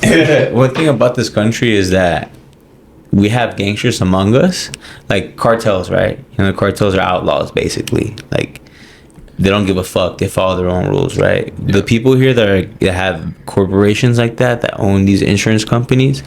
They're just like that. They're untouchable. In fact, they're worse than cartels because that's not what Luigi said. Hey, if you know, you know. Yeah, hey, my boy took matters into his own hands, bro. Fuck. With the little ghoster. Hey, obviously, dog. Yeah. Damn. Hey, because this is the thing, bro. In this country, being sick. Yeah, I got the PDF. In this country, bro, being sick. Our country relies on us being sick because they give us drugs to make us feel better, that they make money off of, that we pay for, and it's a never-ending cycle. And it's never enough because you're depressed at the end of the day and you have a problem and you're not fixing the problem. You're putting a band-aid over the problem. And in fact, all these other problems are arising now that you're unaware of. Now you're obese. Now you're underweight. Now you have fucking diabetes or whatever. You know, now you have all these ligma. Yeah. I came across a interesting theory, pretty much regarding to like scams and stuff. It was like why the U.S. Public transportation system will never like become like self-reliant, I guess. Because like I think it's in China or Japan, a lot of people don't have cars because they rely on and the subway and stuff. They rely on public transportation. Over there is really good. Yeah, it's really good. Like the infrastructure is good, but it'll never be that here in the States. Why? Unfortunately, because they rely on the oil industry, the insurance industry, the gas. Yeah, well, like oil, you know, like fossil fuels and stuff. Obviously, insurance and that tax that you pay to the state when you do your smog or your registration, your renewal. So that's why like the infrastructure will never be up to date. And I mean, we kind of seen what happened with that the one that's supposed to go to San Francisco and to LA. Yeah, the bullet train. How many billions were wasted? No progression. Yeah, no. Like and Trump's like, yeah, I ain't getting funding for it. Yeah. He pulled funding. So that's like basically materials wasted, tax dollars wasted, sitting there. And that comes down to one of the episodes that we had like a while back. In the eye of the public, they want to portray themselves as enemies, but behind closed doors, they're homies. Nah, bro. Pretty much. That's how it is, bro. I don't trust politicians. I mean, yeah, you know, I mean, vote me in every Friday. We get pizza party. Oh God! When you run for class president. Yeah, bro. Then I don't know. So it's crazy because you either gotta be really rich or really poor in this country. You can't be in the middle. Nah, you get fucked in the middle. And the thing is, 85% of us are in the middle. So that's the thing. Actually, no. In the middle. Actually, statistically speaking, I think that might be. We can pull up the numbers, bro, but I think that shit has to be lower now. So yeah, because I think like slowly, like the middle class is becoming extinct. Like, yeah, there's kind of no such thing as kind of all class. poverty now. It's now just borderline poverty and just people rich as shit. Yeah. Yeah. Hey, I just gotta get rich, I guess.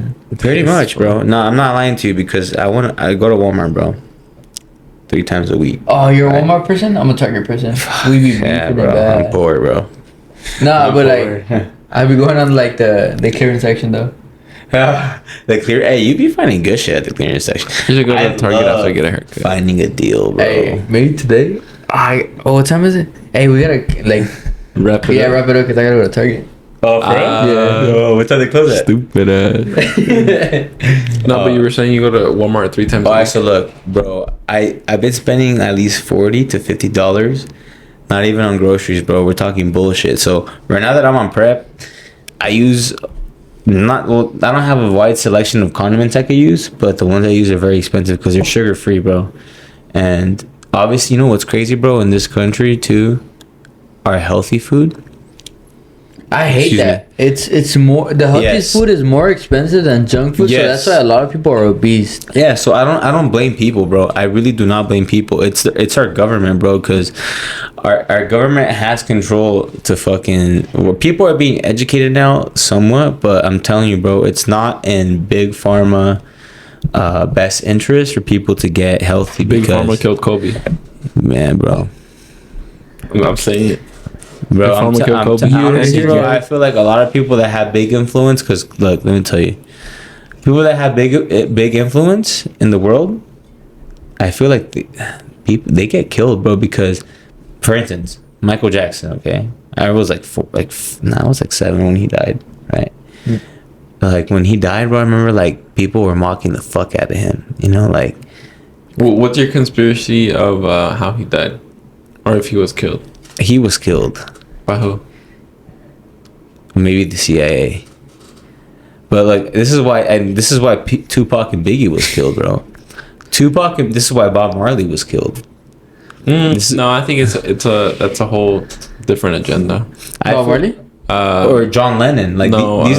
Michael Jackson. Oh my god. No, but look, I just feel like these people have influence, bro. So look, influence where they can change the world and make it. Because, all right, I saw this article, bro, that it sticks with me. We talked about this before we went on air. Brazil, God bless you guys. You know, it's a beautiful country and everything. You guys have a beautiful culture. Obrigado. Hey, say what you're gonna say. Oh, I was just gonna translate it for the Portuguese listeners. Hey, say it. Would you say God bless? God bless. Dios bendice. Dios bendice. Dios bendice. Yeah. I have a couple Portuguese homies, not Portuguese, but Brazilian homies too. But bro, they're crazy over there. Crazy stuff going on over there in Brazil. But before we get into that, we're talking about, was it healthy food? I'm sorry. Yeah, healthy food. Okay. But I brought up Brazil for another reason. But we're talking about your meal preps from Walmart, right? How do we get to Brazil? I don't know. You just mentioned Brazil. You said, you know what's crazy? Brazil. Yeah. No, We were talking about it prior Hey, to. prep mine.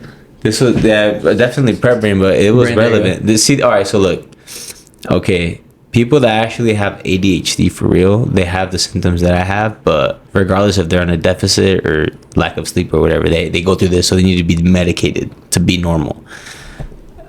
Yeah, they have to be. And I think I could have been like one of those people too. I went undiagnosed, but I just learned how to cope with it. You know what I mean? So, and the thing is, I'd rather be hooked on weed than being hooked on Cocaine. Adderall. Oh. Or yes, or cocaine. Correct. But anything synthetic, is not meant to be So in you your body. prefer to like have it like natural? Yes, Not anything even that's full something. Just regular. nah, bro. Conventional? I use Yeah, conventional, conventional, bro. I have a conventional, my brand new BMW, bro. Yeah. But nah, bro. It just comes down to that, you know. Fuck, prep brain is horrible. Type shit. Prep brain is Prep very brain, horrible. prep Oh yeah, so be medicated. You know what I mean? Like, don't be medicated. If you can, you know, raw dog life, and no, I was gonna that's say, but I'm not gonna say. you know, that's what it is. You know, because a lot, even in the gym too, a lot of us like to be cracked out in the gym. I'm one of those people. Right now, like I'll be on prep, bro, and like fuck, if I don't feel anything. Well, right now, especially with the pumps, right? Low carb. So the sodium's the only thing holding my pumps together, right? Yeah. But I just feel like I'm wasting my time. I'm in there like, fuck, bro. Like I can't feel my contractions. I can't feel my muscles swell. Like nothing's working. But you want to give up? Yeah, you know, just like it's boring, you know. But, fuck, this prepping sucks. I have a question pertaining to your prep. So Yeah. this would be your second time competing? Oh, that's what I was gonna Yeah. ask him. How many times have you competed? I've done, so this would be my third competition. The first time I competed, I did one show, and then I did one the week after. So in a way, What's 2-1? 2-1, yes, because Because that prep that you used for the first one, it pretty much worked. Carries for yeah, over. for the second one, because there's dudes that do it. So there's dudes that do a whole season, bro. That's the toughest shit to do. Because when you're a pro, you got bills to pay. You have sponsors that you have to represent and things, right? You gotta produce for your contract.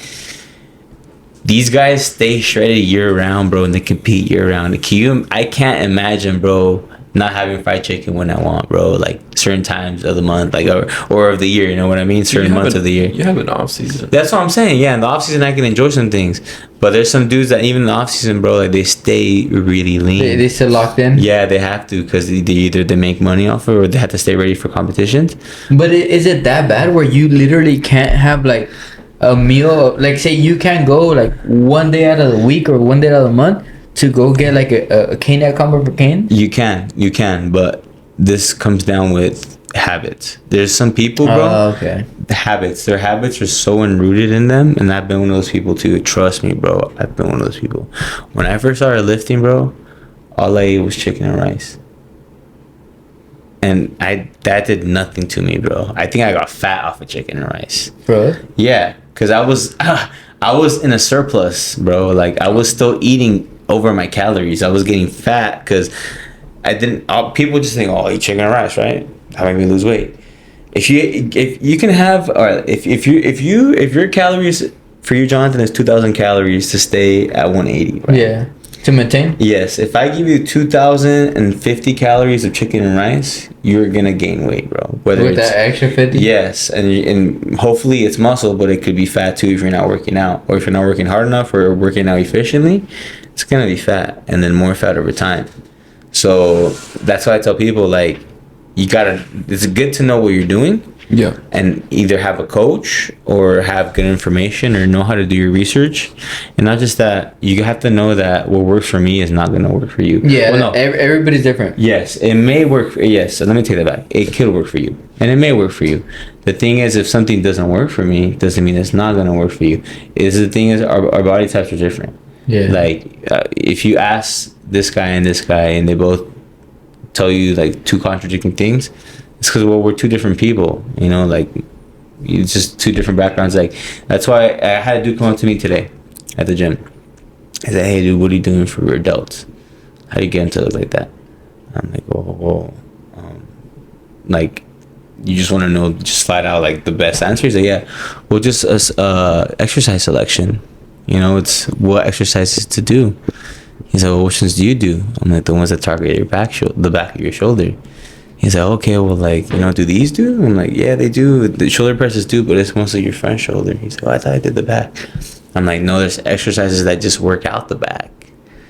You know, it's strictly work out the back, but it's also targeting that muscle. That's tough too. Yeah. It's the technique." And the form has a lot to do with it too, because The form. I feel like there's some like when I used to go to gym more often, there were some like workouts that I would do, and like say me and him would work out, and he'd be like, we're doing shoulders, but it wasn't activating my shoulders. It was like more of my back, just because of my form. Yeah. You know, so I feel like that has a lot to do. Just like you said, it's form, and then just knowing how to activate it. Yes. How to like squeeze, like pretty much squeeze at a point where we're activating the mind muscle. Yeah, the mind muscle connection. Yeah. Yeah, so you have to, bro, it's crazy. The brain is very smart. So when you train, bro, Arnold said this. He's like, when I go into the gym, I got a picture of how I look, I want to look. And it's true. Like, you have to go in there and then be like, okay, if I'm hitting back, you can't see your back, bro. Even if there's a fucking mirror behind you, like, you still can't really see it. Yeah. Doing this. So you literally have to feel how your back feels. Like when you're doing a squeeze and like imagine it, so like yes, you could like you could see how it's moving. Yeah. But you're recognizing how it feels, because you're like, okay, if I do this tomorrow and it feels like this, well, not tomorrow, you're gonna do back again, but when next time I hit back and it feels like this means this feels right, the contraction is right. That's the mind muscle connection. A lot of us are going through the motion, but we're not feeling it. And that, I feel like I lacked a lot with that too. It comes with experience. Yeah. The most important thing is the time under tension. So, like, for instance, let's say I'm doing a curl, right? So if you're doing a curl with the dumbbell, you're losing a lot of tension as the dumbbell's going down, okay? As if you were doing a cable, you know, you have extension. Yeah, it's full tension, basically. You really don't lose tension. And when you're all the way at the bottom, you lose tension. So when you force the dumbbell to move slower and you're fighting against gravity, you're activating more muscle fibers in that area, thus stimulating more growth. It just comes down to really just, it's like, well, I eat fast. You know, I don't, my toxic trait is I don't know how to enjoy things, bro. Because things that are good, I've seen that with a lot of people that like bodybuild. It's like sometimes I'll be looking at like on TikTok people meal prep and stuff like that. He's like, oh, let me show you how to make this. And like he makes a burrito and fucking devours in like 3 seconds. I'm like, yeah, bro. A lot of us, we love to eat, and put it this way. Hey, it's just like he said earlier. If you put Mia Khalifa in front of me or a good meal, I'm thinking a good meal. I mean, the good meal, bro. I'm definitely eating the good meal. She was kicking with Bad Bunny this weekend. Who? Mia Khalifa? Bro? Yeah. Hey. I got the FaceTime. That's crazy, bro. Benito. Cuídala. Salud. Nah, but so this would be your third bodybuilding show. My third one. And you're competing in men's physique. Men's physique this time, yeah. So your previous 2 shows, what were your placings? So my first competition, I got a 4th place. Oh damn! I got a 4th place, and then the following week I got a 3rd place. Damn. Okay, that's good. That's decent. A little higher, yeah. And then normally on like in these competitions, how many contestants are there? Competitors? Yeah, competitors. So it varies. So depending on the show. Depending on the location of the show, the date of the show. A lot of guys don't. I fucked up my first show. There was still a lot of guys too competing during that time. In November, there was still a good amount of guys, but no one competes in November or December because it's cold as shit. And it's like, it's fat boy season. Yeah, bro. Winter body. Bro, I already started my winter body. First, for starters, bro, when you're lean as shit and you have almost no fat, cushions your joints. It makes the joints feel nice and cushioned, and there's moisture around the fat. More cushion for the push. You know what I'm saying? But when you have low fat, bro, the fat cells shrink and you have less protection around your joints. They're susceptible to being hurt, creaking, all this bullshit. So imagine when it's cold as shit outside, bro. What people that have broken a bone? If you guys broken a bone, heard it just fucking aches outside when it's cold. Is a heart a bone? Oh no. Ah! That makes 2 of us, my boy. That makes 2 of us. But yeah, bro, everything hurts. You wake up in the morning, you have to wear 10 layers just to be okay. You're shivering. 7-layer burrito. Yeah, bro. You have to piss all the time because you're cold. It's not comfortable, bro. And I'm a big donut guy. Fucking love conchas. I love coffee. Nah, bro. So part of my routine when I was working my last job, I would stop at the same gas station and pump gas before I started my day. And they always had that. They always gave me a donut. So now my body now it relies on it in the cold, bro. It's like comforting too. Yeah. When you're starting the day and you're especially those that grind early in the morning. You know, you wake up, have your coffee, a little concha, a little donut. It kind of sets you up to have a good day. It's kind of like something like obviously it's warm, but it's comforting. Yeah. At least when you first wake up. So it's tough for you to wake up fucking emaciated, starving, your body's aching, and you just really want something sweet. You want something warm. So competing in the summertime. I miss her. Hey, call it. No, Yeah. that's crazy. But in the summertime, it's easier, bro, because it's ironic now, because in the summertime I usually don't have an appetite because it's so fucking hot. That's me at work. Mm-hmm. Like, say I go in at 8.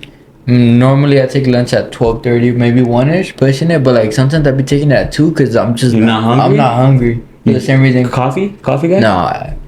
Energy drinks? Yeah. What's your poison? All of them. Look at So you don't have a favorite? I'm more of a Red Bull guy, but Red like Bulls. That shit don't do it for me. Yeah, they don't do it for me. But Celsius, since they have a little more caffeine in it, like it be hitting the spot. Nah, Red Bull Monster, that shit don't hit the spot. They don't hit. Monster hasn't hit in like a long time. I do Red Bulls because I prefer the flavors. The flavors. Yeah, that's the only reason why I do it. So good. But Celsius is what like Yeah, activates me. Yeah. On my like day to day, just because I have it at Costco, I do the Ghost.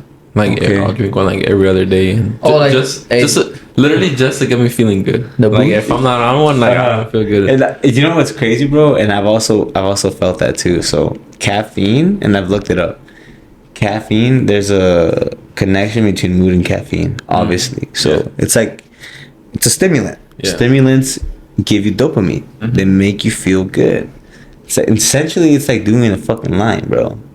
Like, I've never done it. I wouldn't know. Essentially, when people take energy drinks, bro, that's what they're partaking in. They're doing an upper, bro. So To get that dopamine. yeah. So look, I came across. So I found a dog, right? I have a very eventful life, bro. Something is always happening in my life, in my daily to daily life, bro. So I like to prep right now and I do my cardio on my bike. I'll go and I ride that shit. And I burn twice as many calories and I love being in nature. I love seeing the birds, all that shit, right? And I was on the bike trail 4 months ago, last month. And I saw this little dog in the middle of nowhere, bro. I was like, what the fuck? I was like, who's here with this fucking dog? Like, this dog is someone's dog. It's a little poodle, like a little, like... I was like, this in the middle of nowhere. I was like, someone's here. Like, someone's gonna get the dog. Lost. Yeah, I was like, hey, like I try to look at it and shit, and he looks sick. I was like, oh shit, this fucker's been here a while. So now I'm like looking at him and I'm trying to pick him up, and he's blind. He's old. Oh damn. And I'm like, shit. I'm like, okay, he's got a tag on him. So I get closer and I manage to like touch his tag and take a picture of it and try to call the owners of the tag. Waited for like 30 minutes there because I was hoping someone picked up, come get the dog, and no one picked up. So I was like, fuck, I'm in a weird position because I don't have health insurance. So if I, God forbid, I pick up this dog and it has ticks or something and I'm infected with ticks, and I gotta pay for that. Now you got see that. Now I'm dead. All for being a good Samaritan. You know what I mean? Yeah. But I was like, look, and then I know what they do in the pound. I delivered to the pound. You know, that dog would have not lasted a day. I was like, if I was a dog, and it's traumatizing for these dogs, bro. It's like, it's not a joke. Shout out all the perritos. It's like Auschwitz for the dogs. Oh shit. All right, picture you being a little dog, bro. And you can, because dogs sense when dogs sense fear. Like when other dogs are suffering, they sense that shit, dog. So when they go in, and the dogs know they're gonna die. They know that the end's near, right? And they're shivering. Bro, I've seen some it's depressing, bro. When you see a living thing, even if it's a dog, not even, but like, and they know they're just sad, bro, and they're just like, fuck, you know, like I'm gonna die soon. I'm like, I would rather be under a tree by myself, dying peacefully, than dying in a fucking cage or dying with other dogs suffering and crying to live. I was like, fuck that. I can't do that to this dog. Not just that, like, I don't even know if it's gonna has rabies and fuck me up. So no one picked up, bro. I dipped. And then I'm finally home, right? And the owners called me. And they're like, hey, you got a missed call. I'm like, yeah, I found your fucking dog. Where? Oh, here in the middle of nowhere in the bike trail. oh, well, it's not my dog anymore. I left it to I moved out of the state. I left it with the people I live with. Hey, we know what they we know what they did. Yeah, so I'm like, oh, I thought they dropped it off. And I was like, fuck. I'm like, okay, well, do you want to give them my number? Do you want me to call them? Like, dog's still out there. He's like, yeah, we'll have them call you. So this lady calls me. Oh, shit. And I'm like, hey, I found your dog, but she's talking like in her language, and I think it's Tagalog or Filipino. Yeah. And I'm just like, I can't understand her. Speaking Mexican. Yeah, but I can't understand her. I'm like, hey, your dog, and I told her the name of her dog, and she just, oh, okay. Like now she's talking English. She's like, oh, I thought you were a fucking debt collector or something. Bruh. I'm like, no, and it's funny because I've done that shit too, where I pick up and I just like talk Vietnamese or something and every time it's not me or something. Yeah, shit's funny as shit. But she's funny, bro. This lady was so fucking funny, bro. And that was the owner of the dog. And I told her, hey, I found your dog, and I don't know where it's at. I just know the location because it's on the bike trail. It was like 10 minutes away from her house. I guess the dog had escaped for 4th of July on the for the fireworks. Damn. So that fool was scared. He just fucking walked. He was an older dog, bro. He just got scared. He just ended up in the bike trail, right? So, I was trying to, the lady was like, fuck, can you go back and get the dog for me? So I was like, fuck. I'm prepping, bro. So I'm like, fuck, I got time to do this shit. Like, it's stressful, bro. I have to eat, do all this shit. This is going to throw me off completely, bro. But I was like, this is a lady. She's now dependent of the dog. I was like, if it was my dog, I'd want someone to do that for me. So like, fuck it, bro. Yeah, I gotta go back out there, bro. So I went back out there, fucking riding my ass off to go find this dog. It's not there now. So I'm like, fuck. Now I feel more responsible. Now I'm looking for the dog by myself, like a dumbass. Like, I don't even know the dog's name, bro. I'm just fucking like whistling, trying to nothing, right? So I finally call her, hey, the dog's gone, I'm sorry. She's like, oh, okay, can you wait there and like send me your location and we'll look for it together. I was walking down the bike trail. Hey, perrito, where you at, perrito? Where you at? Full of that big on the bike trail. Fool was probably getting scared, bro. It was probably fucking leaving if anything. But fucking, she was like, yeah, can you stay there? I'll meet you up. But long story short, bro, I met this lady up, right? And hey, do you hear it? No. That's Hey, but was she bad? Hey, was she bad or no? She was not bad, bro. She was. Hey, he's like, she wasn't bad, but We have some. I still hear it. I know we have some savages among us, bro, and definitely I'm not one of those savages. But Hey, so this fool won't take a bit too. fuck no. I have to owe you a really big favor. I would. Trust me, I would. Or it has to really be worth it. Like, let's say it's the homie and he hasn't like gone any months. I'm like, fuck That's it, a team dog. player right I'm like, there. I'll do that shit, dog, for you. But I don't have homies like, because look, for me, for me, my homie hasn't done it in a long time. I'm not saying names though. what happened? I have a homie. I said I haven't had a homie that I have a homie that hasn't done it in a long time. I'm not saying names though. For real? Hey, it's cool because I mean even if I wanted to right now, I'm unable to. So yeah, bro, I haven't thought about that in weeks. Damn, that's crazy though. Yeah, bro. It sucks because I do love to partake, but unfortunately right now I am off the I am off the market right now. But after you're done with it, like are you able to do it, or it takes time as well? It takes time, bro, because hormonally you have to get right. So your lipids have to be in order. Cortisol is the most important thing because when your cortisol is stress. So that's the stress hormone. Whenever you feel like your head's about to explode or you're hypertensive. Hey, ¿cuál? Which head? That's cortisol. It's a physical thing in your blood. And when that spikes, it could wreak havoc in your body. So once you regulate that, you're able to start feeling normal again. You have normal emotions. Your libido is normal again. Appetite, all this shit. Homeostasis. Yeah. Homeostasis is basically your body's The mitochondria. natural state, and your body does not want to leave homeostasis. Like bodybuilding, you're fighting your body, bro, because your body. Put it this way: the more fat you have, the longer you could survive. Well, obviously not being obese, but let's say if it was a case of starvation, if it was me right now, and a 250-pound man, that's my height, he's gonna outlive me. Right. He has more reserves than I do. Yeah. So that's why it is that our body holds fat to make us survive. And then with muscle doesn't hinder us from surviving.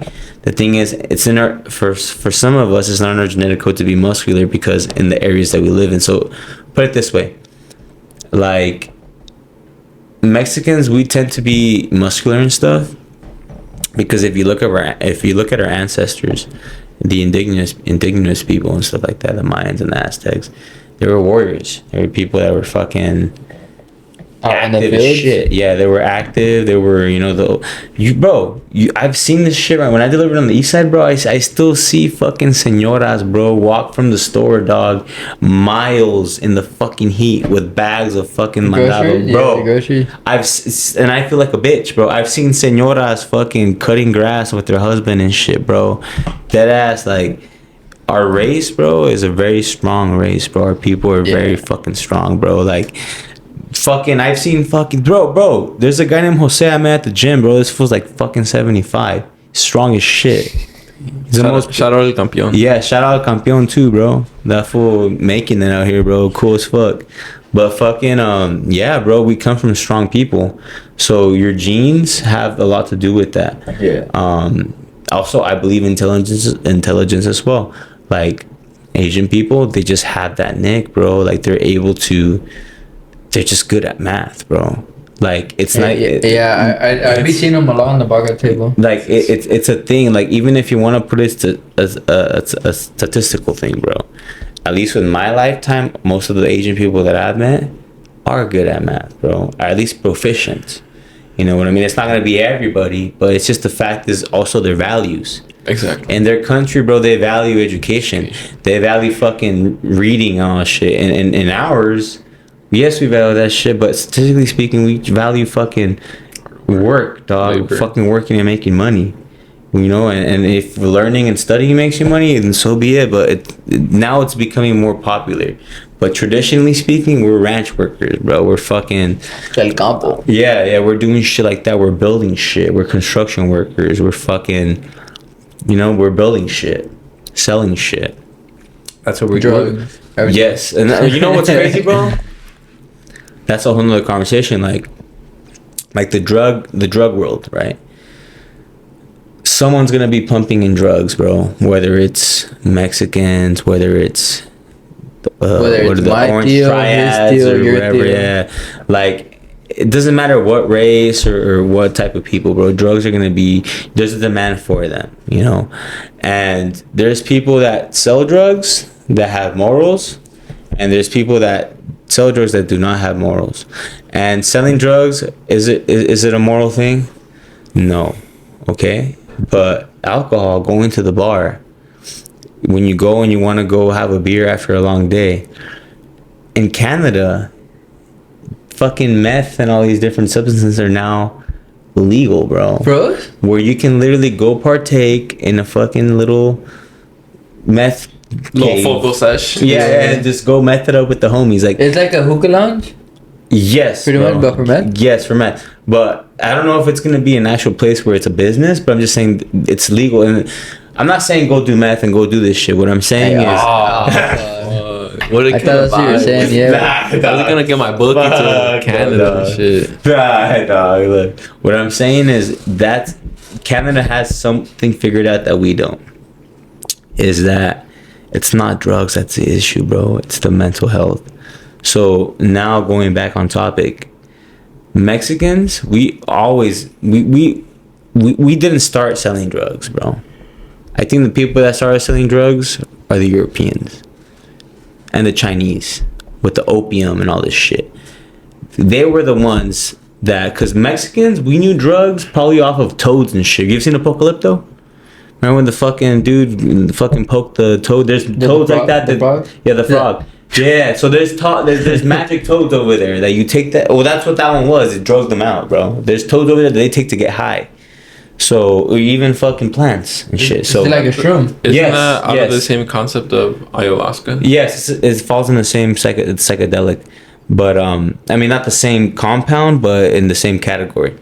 But long story short, bro, is that yes. So like, drugs have a long history, right? We only started selling drugs because we saw the opportunity To make money. to make money. And, Hey, who's we? Hey, yeah. no, but nah, but literally, bro, and like, cause if you study these people, bro, like these fucking crazy fucking narcos and shit, like these fools, it's like ballads, bro. It's like fucking, how can I say, like the Chinese dynasty, bro. These are dudes that live in the same amount of fear that emperors and fucking Genghis Khan, all these motherfuckers did, because all those dudes didn't trust each other, bro. They lived in constant anxiety that their brother was gonna give them up, their fucking mom was gonna stab them. This shit was crazy. Yeah. So in Mexico, it's the same shit, bro. Or just in the drug, actually, you know what? In Mexico more. Because a lot of the people that also sell drugs are Europeans, like Russians and stuff, like the Russian mob. And like those guys, in their business, they run that shit completely different, bro. I feel like they're more organized and they're not as savage. They don't really like get into personal things. They're strictly just business. And then us Mexicans, we're personal, bro. Like, oh, I don't fucking like that guy. I don't like the way he fucking looks. I'm gonna go fucking take care of him. That's like, what the violence was involved. Yeah, bro. Like literally, that's one thing that we have. I feel like also too, like us Mexicans, we love to compete, bro. We love to compete with each other. The ego. Yeah, like I've noticed it. Like when I see like other races that or other backgrounds when they come to community or when they're together. I mean, not that we don't, but I just feel like we constantly attack each other.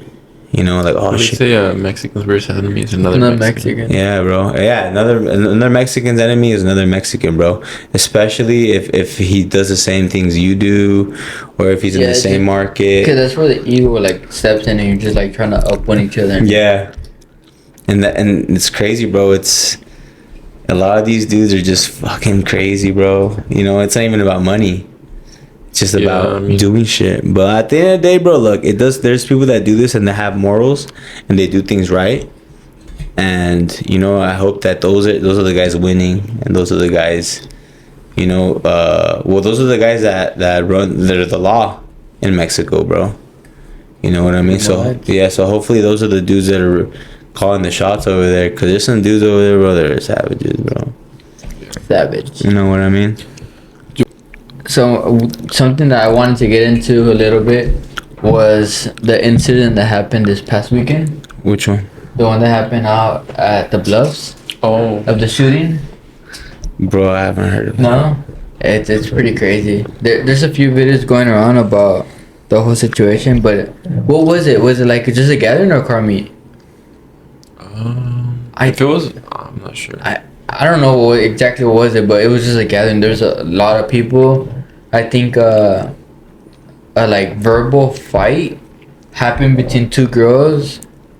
Of course. Yeah, and then like I said, I'm not too informed in it, but from what I know it was a verbal fight between two girls, and each girl had like obviously guy friends, and the guy friends were trying to like pretty much separate them, but I don't know if there was alcohol or like drugs involved, but it escalated from the guys getting into like a short physical short physical like involvement, and then I think one of the guys tried to like push him off, and then the guy that shot the guy that he just like pushed him away, he popped like he like showed his gun.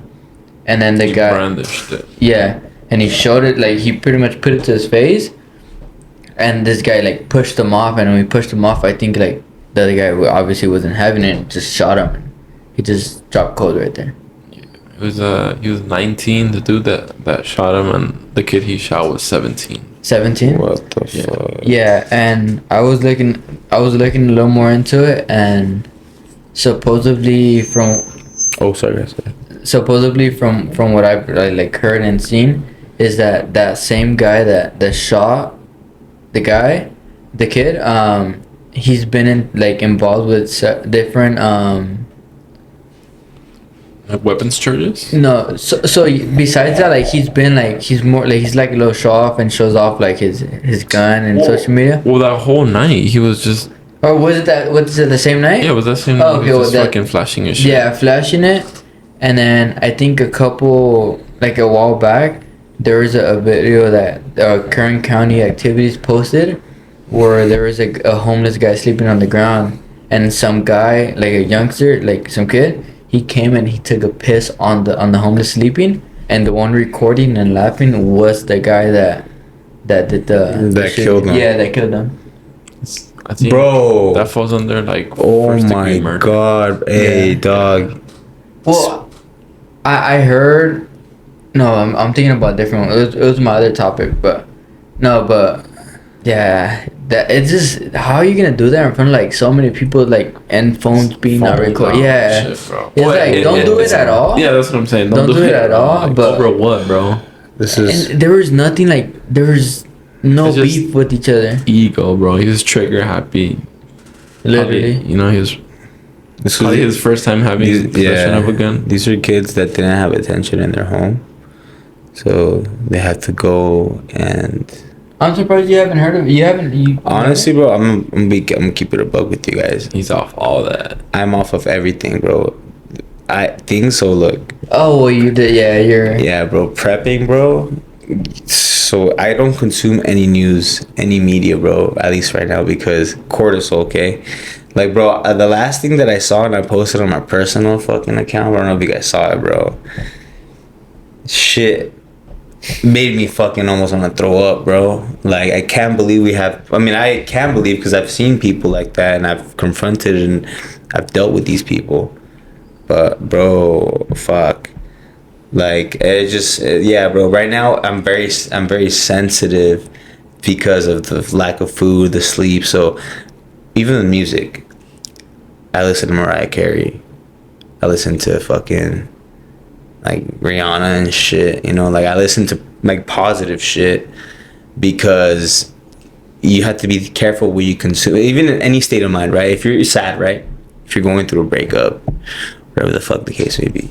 Vete ya. Si no encuentras motivo. Like that video going on.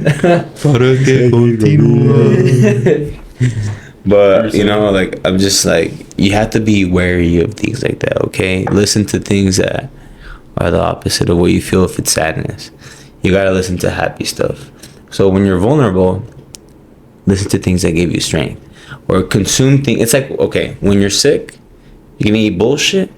Probably not. It's probably gonna make you feel more sick. Yeah. You wanna eat things that are whole, because it's gonna heal you. Hay un caldo de pollo. Un caldito de pollo. Okay, so Siete mares. Hey, Ocho mares. fire, bro. Oh, fire, dog. It's the same thing with music and with media. So, if you're in a vulnerable place in your life, you gotta consume good media and stuff like that. So, the news, if you look at it, it's all negative shit. It's all fucking crisis of the world. Like, I tell people yes, we need to watch and be informed, but I mean, to me, it's bullshit because, like, I'm not gonna be scared, bro. Like, if something's important, I'm gonna really know about it, you know. And I'm like, I'm not gonna live my life in fear and worry about, oh, is this gonna happen to me? Because the news, in a way, they don't do that. Their goal is not to do that; it's to inform. But in a way, it's like when you watch it too much, you're not gonna want to go out. Yeah. Because you're like, fuck, the world is a scary place. I feel like that impacts the older generation. Dude, Yeah, I because just like, see- oh no, bro. salgas, acaban de matar un niño Bro, and like, Kansas. yeah, and like, In Alaska. hey, in New York, and like, no, like, ten cuidado porque te puede pasar a ti, but it's like, Yeah. literally across the map. in Hollywood, there was a drunk driver. So imagine someone. This is gonna happen here in Bakersfield. Someone was just pissed drunk, probably having the worst day of their life, right? Who knows what could have happened? Just decided to go numb his pain with alcohol, right? And decided to go to drive after. This is a Friday night, right? This is in Beverly Hills. It was like somewhere nice in LA. People were getting ready to go inside a club. Very nice, very popular club. And this guy was driving, he lost control, and he just plowed into a crowd of people, bro. Like, I saw the video of people, like, you saw people online, right? And then after, the just like bowling pins, bro, people were just like dead. Like, I'm just like, it looks like almost like something out of a movie. Damn. I'm like, this is not in a third world country. Like, this is here in America. This is in LA. 25. Yeah, bro. So I'm like, you know what? I am now convinced that if I watch this, I am not going to want to go out. And it's just, you can't live your life in fear, especially if you believe in Jesus Christ or in anything. I believe you need to believe in something. You know, you need to believe in something superior to you, you know, and praise it and also, you know, acknowledge that there's something greater than you and something engineered you, you know. And that's important, you know. And I think religion or practice, you know, something is important. But long story short, yeah, you know, right now it's very fragile. You know, the world is a crazy place, but you got to be careful with what you consume. I haven't heard about that. I didn't hear about that. That's crazy, dude. Speaking of balacera, there was another balacera that happened a couple of days ago in San Bernardino. Oh yeah, I heard about that one. Where it was a father-in-law, his son-in-law, and I think his son. Yeah. They were on in their truck, and they were coming. They were either coming from work or going to work. I think they were going to work. Yeah, or regardless of where they were going, they were stopped by ICE agents. And they were requesting him, you know, get out the vehicles. Like, no warrant was shown or any paperwork like that would pertain to get them into custody. Yeah. And, you know, he was smart about it. He kept his windows up, and he told them, hey, like, I don't need to get out of the vehicle. Yeah, they don't show have me no documentation. You know, blah blah blah. And because they were being incompetent, the agent or the officer, whatever you want to call them, they busted the side window with like the little punch tool. So when they busted it, the driver just took off basically. And when they took off, because the truck was pretty much surrounded by agents, not in the front though, just like off to the sides and in the back. And in the back. And when they took off, like as soon as they took off, one of the officers just he let that shit sing like 3 times. Yeah, you just hear the 3 gunshots. I saw the video because it was all over my TikTok. Yeah. And yeah, I was like, damn. But it's crazy because when they get off and like they're recording the truck and they're showing like the evidence. Yeah. Like those shots are right by like the passenger door. Yep. Like literally like that. Yeah. Like parallel. Well, I don't know if they went through or not, but it's like literally like the truck, it hit the back door, like just aiming to the passenger seat. I'm imagining if it did penetrate the way it was shot, it would have landed in the middle seat of the front. But luckily there wasn't anyone there. There was a person in the back seat and obviously a driver's side and a passenger. But I mean, no one was hurt, but it's, you know, it's still the principle of like, you know, freaking getting shot at with the predicament that they were in. And then I seen I don't know if he like let his location be known to the public or what the circumstance was. I think he did because the whole news. Yeah, that's what I'm saying. A lot, like various news outlets and just people were reporting to that house or whatever. I seen Telemundo was over like the main one because they had the whole mic and the truck there. Yeah, and one of the Latino Hispanic media pages, or I think maybe even they're a televised company. Yeah. You know how like they have their whole like script and shit like already kind of pretty much planned out. And one of the questions that the lady was trying to ask the guy is if he's pretty much like a legal citizen or resident. Yeah. And she was fucking getting scolded like by the people. Obviously didn't make it on air, but she was getting scolded like by the people in real time and shit. Well, yeah, because like like they're like, you know better. Like, what are you doing? You know. That shit tripped me out. It's a very sensitive topic. I feel like this is a plan because at first in 2016 they wanted to divide black people and white people, and I think now the plan is to divide everybody. Like from everybody. yeah, so like now everybody's divided because back then, like for instance, like when Trump was first, and it's not even a race thing, but it's a demographic thing. Like yes, there are black and brown voters that vote for Trump. But still, demographically, the majority are going to be voting for the opposite of whatever Trump is, you know, or not vote at all.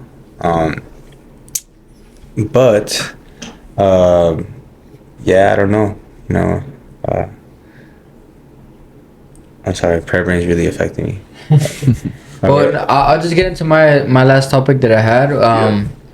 It was the little girl that they found dead in a bathtub here in Bakersfield at a motel. I think the little girl's name was Genesis Mata, where I think it was her biological father and her stepmom that tortured her and killed her and left her inside that Bathtub. Yeah, in the bathtub. And I think the law enforcement got notified by a person that got rumors about there being a baby in that bathtub dead. Bro, could you imagine being an officer and having seeing that? respond to that, bro? Like, there's not a salary that I would want to have to see that, bro. Yeah. Well, kind of how you were saying earlier, there's like shit that you can't just Bro, unsee. yeah, so there's a YouTube channel they have shorts. It's a dude that... So I like to see weird occupations. I like to see channels that people that have weird jobs. Shout out to gynecologists. There's a dude that cleans up crime scenes. Okay. Damn. And he cleans up, most of them are not crime scenes. Like, let's say there's a lot of lonely people in the world, bro. There's people that are, bro, you have no idea. There's people that have nobody and have serious mental health issues. And I've seen a lot of these cases and these videos where people rot to death. There was this case, bro, that, how you said, rest in peace to that little girl. There was a case where there was a girl that she was autistic or something, and the parents, they neglected her. Don't know if it was her pleasure, don't know what it was for, maybe because, I don't know what it was for, right? But they neglected her and she starved. She melted on a couch, bro. Like, her flesh was rotting on a couch, right? So imagine the dude that goes and cleans. First of all, I don't even want to imagine how that house smelled, right? Yeah, right. But he records like where the corpses lay. You can see the outline of a person. Like, and he tells a story like, oh, this girl was not fed for several days. She was found like this. She couldn't speak or do things for herself, and like, bro, it shows you there are monsters that live here. And these people, it's not that they don't have a soul. The thing is, they're possessed, bro. Like, because these people don't know anything good, and they're susceptible to. Because there's energies, bro, around us, bro. This shit's very real. Yeah. And if you're a corpse, if you're a walking corpse, if you're living your life without knowing what is right and is wrong, then these demons and these things, they take over your body, bro. Like, people that do drugs, you ever see someone that does drugs and they look like a fucking zombie? Like, they look like demented, like literally, like, yeah, bro. Then fools you pull up to a gas station, they're just outside. They're possessed, bro. The fools act crazy. They're possessed, dog. There is not the schizophrenia and all this shit is real, obviously, right? But these people are actually possessed, bro. They're possessed by, just things because they're vulnerable. It's like, put it this way: a vulture, right? A vulture feeds on things that are dead, things that are just there. So it's like that. People that don't know what, or even incompetent people that do know what is right and still do wrong shit or still do. Then that's why things like that happen, bro. And yeah, bro, it's sad because these things have to be talked about. and they have to be brought to light because the world isn't what it's. Well, obviously we know, okay, but you know, it's also awareness. You know, because if people see shit like this, probably could have been prevented. Right. Like, what the fuck? Like, it wasn't this girl not going to school, or was it? So I heard that that CPS was called on the parents a few amount of times, and that CPS chose not to do anything regarding it. This is another thing too. When I delivered on the east side, on the Union, I delivered on the red light district, bro. All the fucking hookers and shit. Yeah. So I saw a lot of sad shit, bro.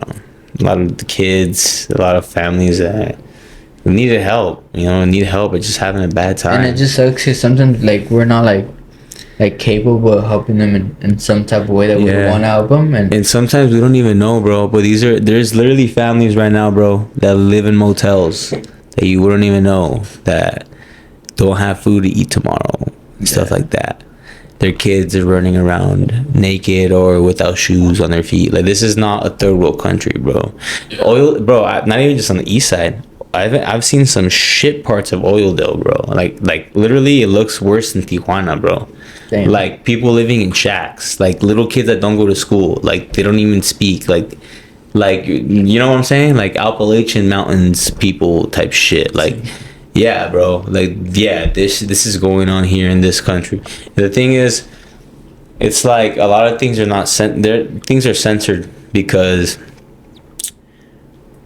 it's like you don't want to expose a certain, you know, like we don't want to look bad, whether it's the county, whether it's the state, the country, you know, like it's just how it is. But it's good, bro. This is awareness, and this could have been prevented. And at the end of the day, it's mental health. Those parents were not fit to be parents. Yeah. Okay. And I feel like a lot of us engaging in sexual intercourse have to be you have to be conscious that, you know, you might have a baby, you know what I mean? Getting her pregnant or the girl getting pregnant. You could bring another human being into this world, and if you're not, you know, and I believe that if you don't have a dad or a mom, really it fucks someone up, you know? Yeah. So, but I mean, let's say like you could have the mom and the dad together, but if they're not there, like to support you or like provide for you as a parent as they should, sometimes bro, have you guys ever? Sorry to cut you out, bro. Have you guys seen people that have dogs that shouldn't have dogs? Yeah. Okay. It's crazy because like you said, it's that people that have dogs that are not supposed to have dogs, a lot of homeless people. Yes. And like it sucks because like they're really like tight and like they go together, but it's like sometimes why are you gonna have like something that you're not able like to upkeep because they can't even upkeep themselves. Fair. Yeah, it's not fair because it's another life too, you know? Yeah. But you know what's crazy too? I actually took a picture of it. Hey, maybe that's why the bonds are so strong because they're both going through. You're right, bro. You know what's crazy? They're both struggling. And it's true, like a dog, like, so if you're bad to a dog, it won't like you even if you feed it. Maybe if you have to, maybe if you're the only person that feeds it, or if you're the only source of food it has, maybe it'll manipulate you where it won't bite you when you feed it, but it'll hate you. That dog, by choice, it wouldn't get close to you. But dogs, they're loyal beings, so they don't know how much money you have. They don't know what sexuality you are. They don't know what ethnicity you are. They don't know what God you believe in. They just know how you treat them. So I saw this picture, bro, and I want to start posting like shit like that where you see real shit. Like, I always see dogs, bro, that are so close to their owners because the owner actually treats them very well. Because it's, you know why I feel like sometimes it is good for homeless people to have dogs? Because they take care of something that they don't take care of themselves, but they're willing to take care of something else. And that's crazy, bro. Yeah. And just that alone is beautiful, bro. And I feel like good for them. They should have dogs, and they need someone at the end of the day too, because no one should be alone, bro. Like, I'm telling you, like all that shit that I saw with those lonely ass people, even old people, bro. When I used to deliver to Yeah, check up on your grandparents, and if your parents are old, you want to be around them, because I see a lot of older people like that are just By forgotten. themselves, yeah. That shit's so sad, bro. Right there at the shop door we have a lady. She's, I want to say maybe like 85 plus, and she lives in some condos that like are right next to our shop. And she comes in, she's like, oh, like, can you guys check my tire pressure, my tires, my brakes, and my oil, and see what I need? She's like, oh, like, I'm so old, I can't like do this myself. Like, my husband passed away, my kids live here, but they don't want to help me, so like I gotta come here and like have you guys do it for me. If you guys charge, I'll pay you guys. But like she pretty much wants to check up for her.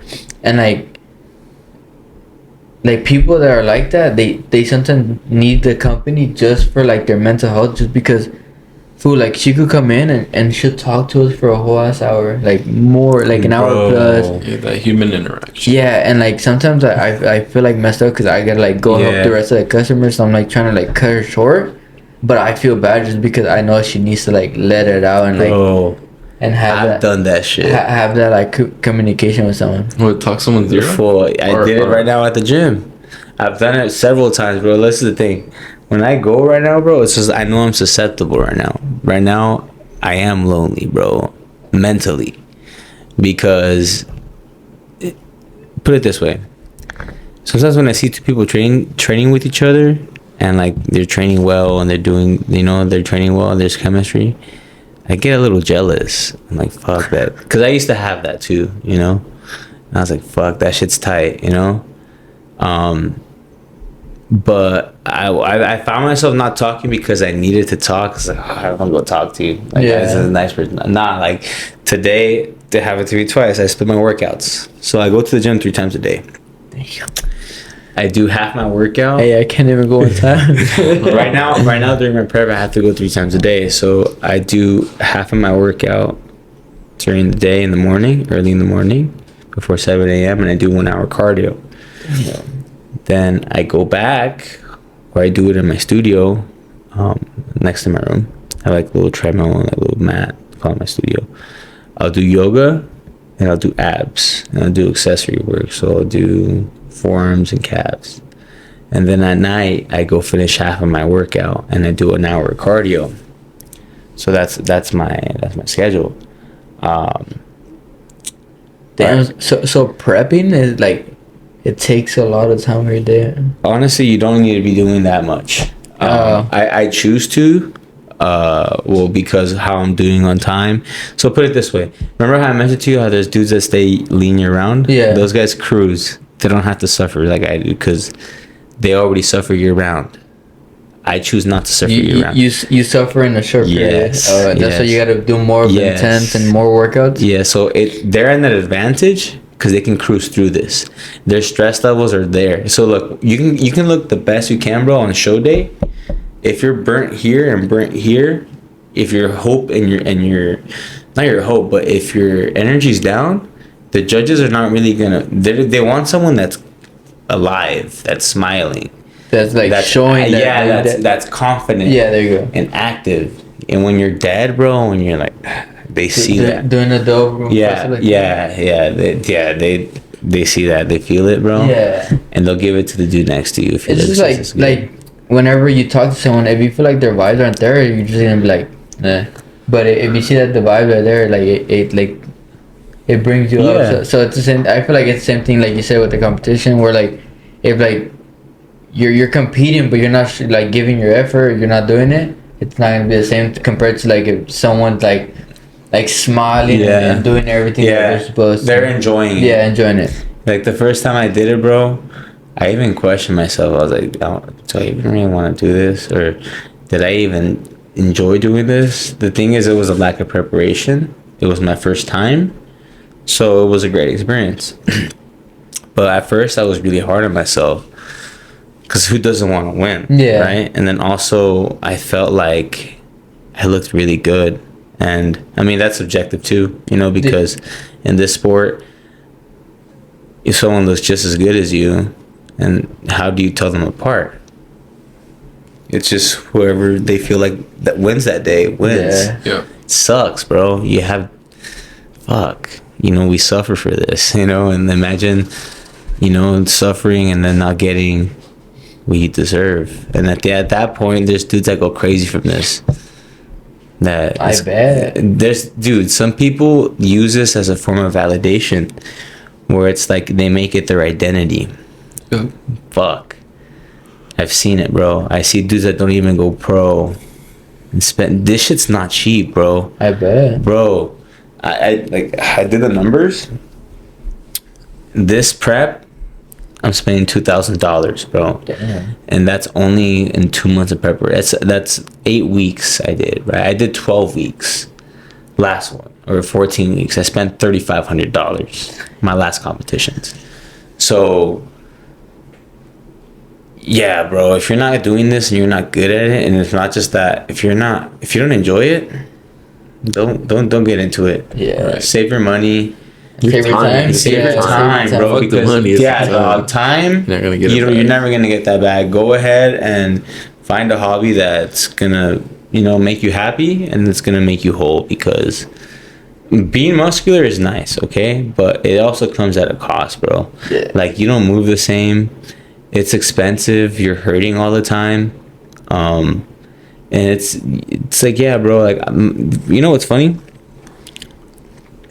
Like, my biggest fear in life is not being alone. Like, well, at least right now, right? Because of where I'm at in life.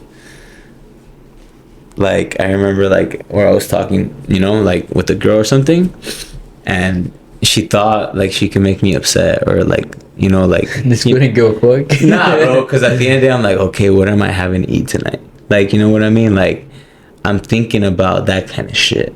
Like, that's what I'm really concerned about, is bodybuilding. Yes, it's nice to have a girl and all this shit, but at the end of the day, it comes down to your values, because I value my body, not because of what it cost me to get here also, but I mean, like, yeah, bro, it shit wasn't easy, you know what I mean? It took me a lot of resources, and those resources came at a cost. Now it's just time to put my money where my mouth is and compete with the best, and compete with other people that, just try to compete and be up there with them. Do it good. Yeah, bro, because it's expensive, man. It's expensive, and and not fun. It's fun. It's fun, bro. But I mean, you're only 27 once in your life. Right. 25, 24. So I'm giving myself up until next year to go pro. I'll be 28. And so that was serious. That was a Richard on the Richard Mill. Richard Mill. Yeah, I heard. Tráigame una patrulla. Shit, I'm gonna call emergency. It's the CIA. Okay. Did you wanna? ¿Bajar avión o what? Yeah. Aterrizar. Me ando mirando también. Bring us down to a conclusion. So that would be it for our topics. And Rich, the way we I'm pretty sure since you've seen a few of the pod. I don't know if you've seen all, but we like to end it off with some words of advice or some words of wisdom. Okay. I don't know if you have it now or you want to say it now. I have it right now. Holy shit! Let it out. I have it right now. All right. It don't have to be too much, or it could be just short and simple. But let you. Well, words of advice. Well, it's like my philosophy in life. My philosophy in life is that everything is and was as it should be. So everything that you experience in life is preparing you for where you're about to be in, or everything that has happened is preparing you for where you're, the person that you need to become, you're gonna become that person. You know what I mean? So all those things were necessary. That's why I don't believe in bad things anymore, bro. Yeah. Even look with evil, okay? God created evil. So in order for evil to exist, there had to be a God. So you have to, I'm not saying go out and do bad and partake in bad. Yeah, no, I'm just saying, we don't condone that. it's just how life is. We don't control these things, right? Being in fear. So follow your dreams, live your life, and we only have one life, so life is precious. Okay, life is too short to not take risks, but take calculated risks, and just take care of yourselves. You know what I mean? Like, because we only have one mind, one heart, you know, and one life. So it's our responsibility as people to maintain those things, polish them, and well, yeah, just take care of each other, you know, because we're all people. So from what we do now until the end of our ride, because life is one big ass ride, you know, that's what matters, you know. So being good to each other and just following your dreams, you know, and always being fit mentally and physically, because those two things they're intertwined. But yeah, guys, follow your dreams. Okay, what about you? What you got for us? Or what you got for us? I'll finish last. You finish this? Yeah. My little words of advice. Where'd it go?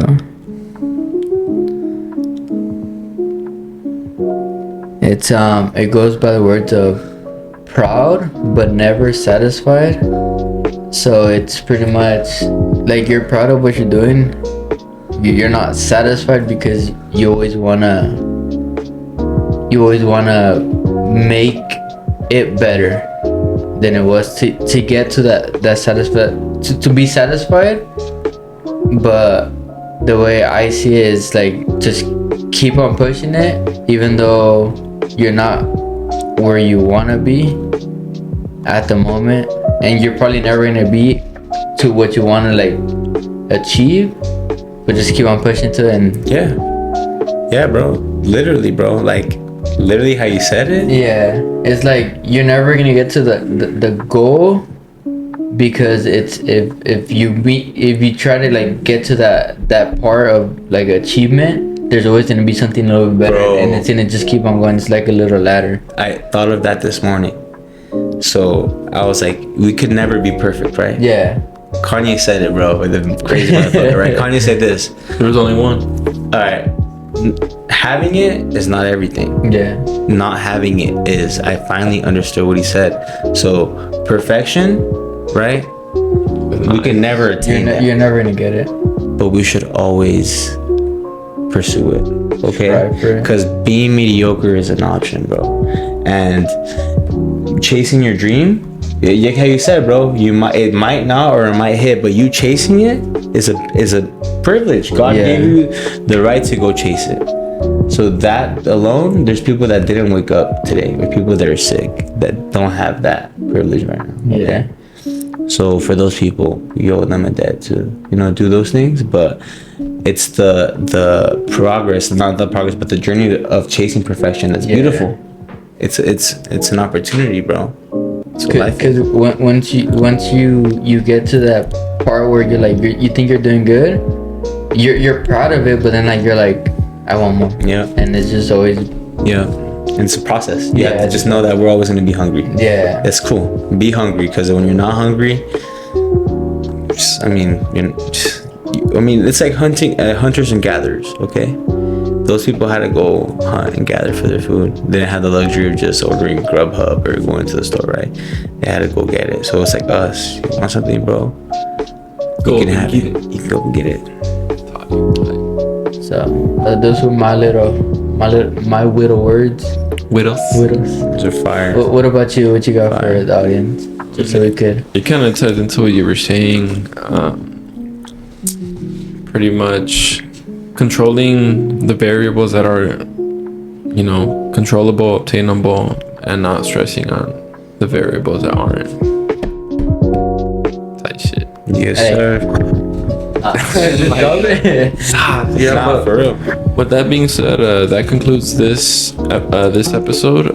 Make sure you guys like, comment, share, subscribe, tell a friend to tap in. And thanks for joining us on this episode. And thanks for having me. Looking forward to the end of your prep. Yeah. See how you do on your show. Appreciate it. Could probably have him on again and see Sure. Post show. Yeah. Post show, Yeah.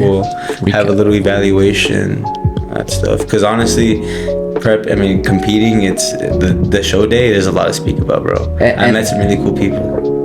I feel like this Richard's gonna be a whole different Richard from the next time he pops up. Bro, trust me. Right now, low energy and fighting for my life. But these guys kept me up today. If this is low energy, I wonder what his high energy is. We need a pod with a carved up. With a carved up, Yeah.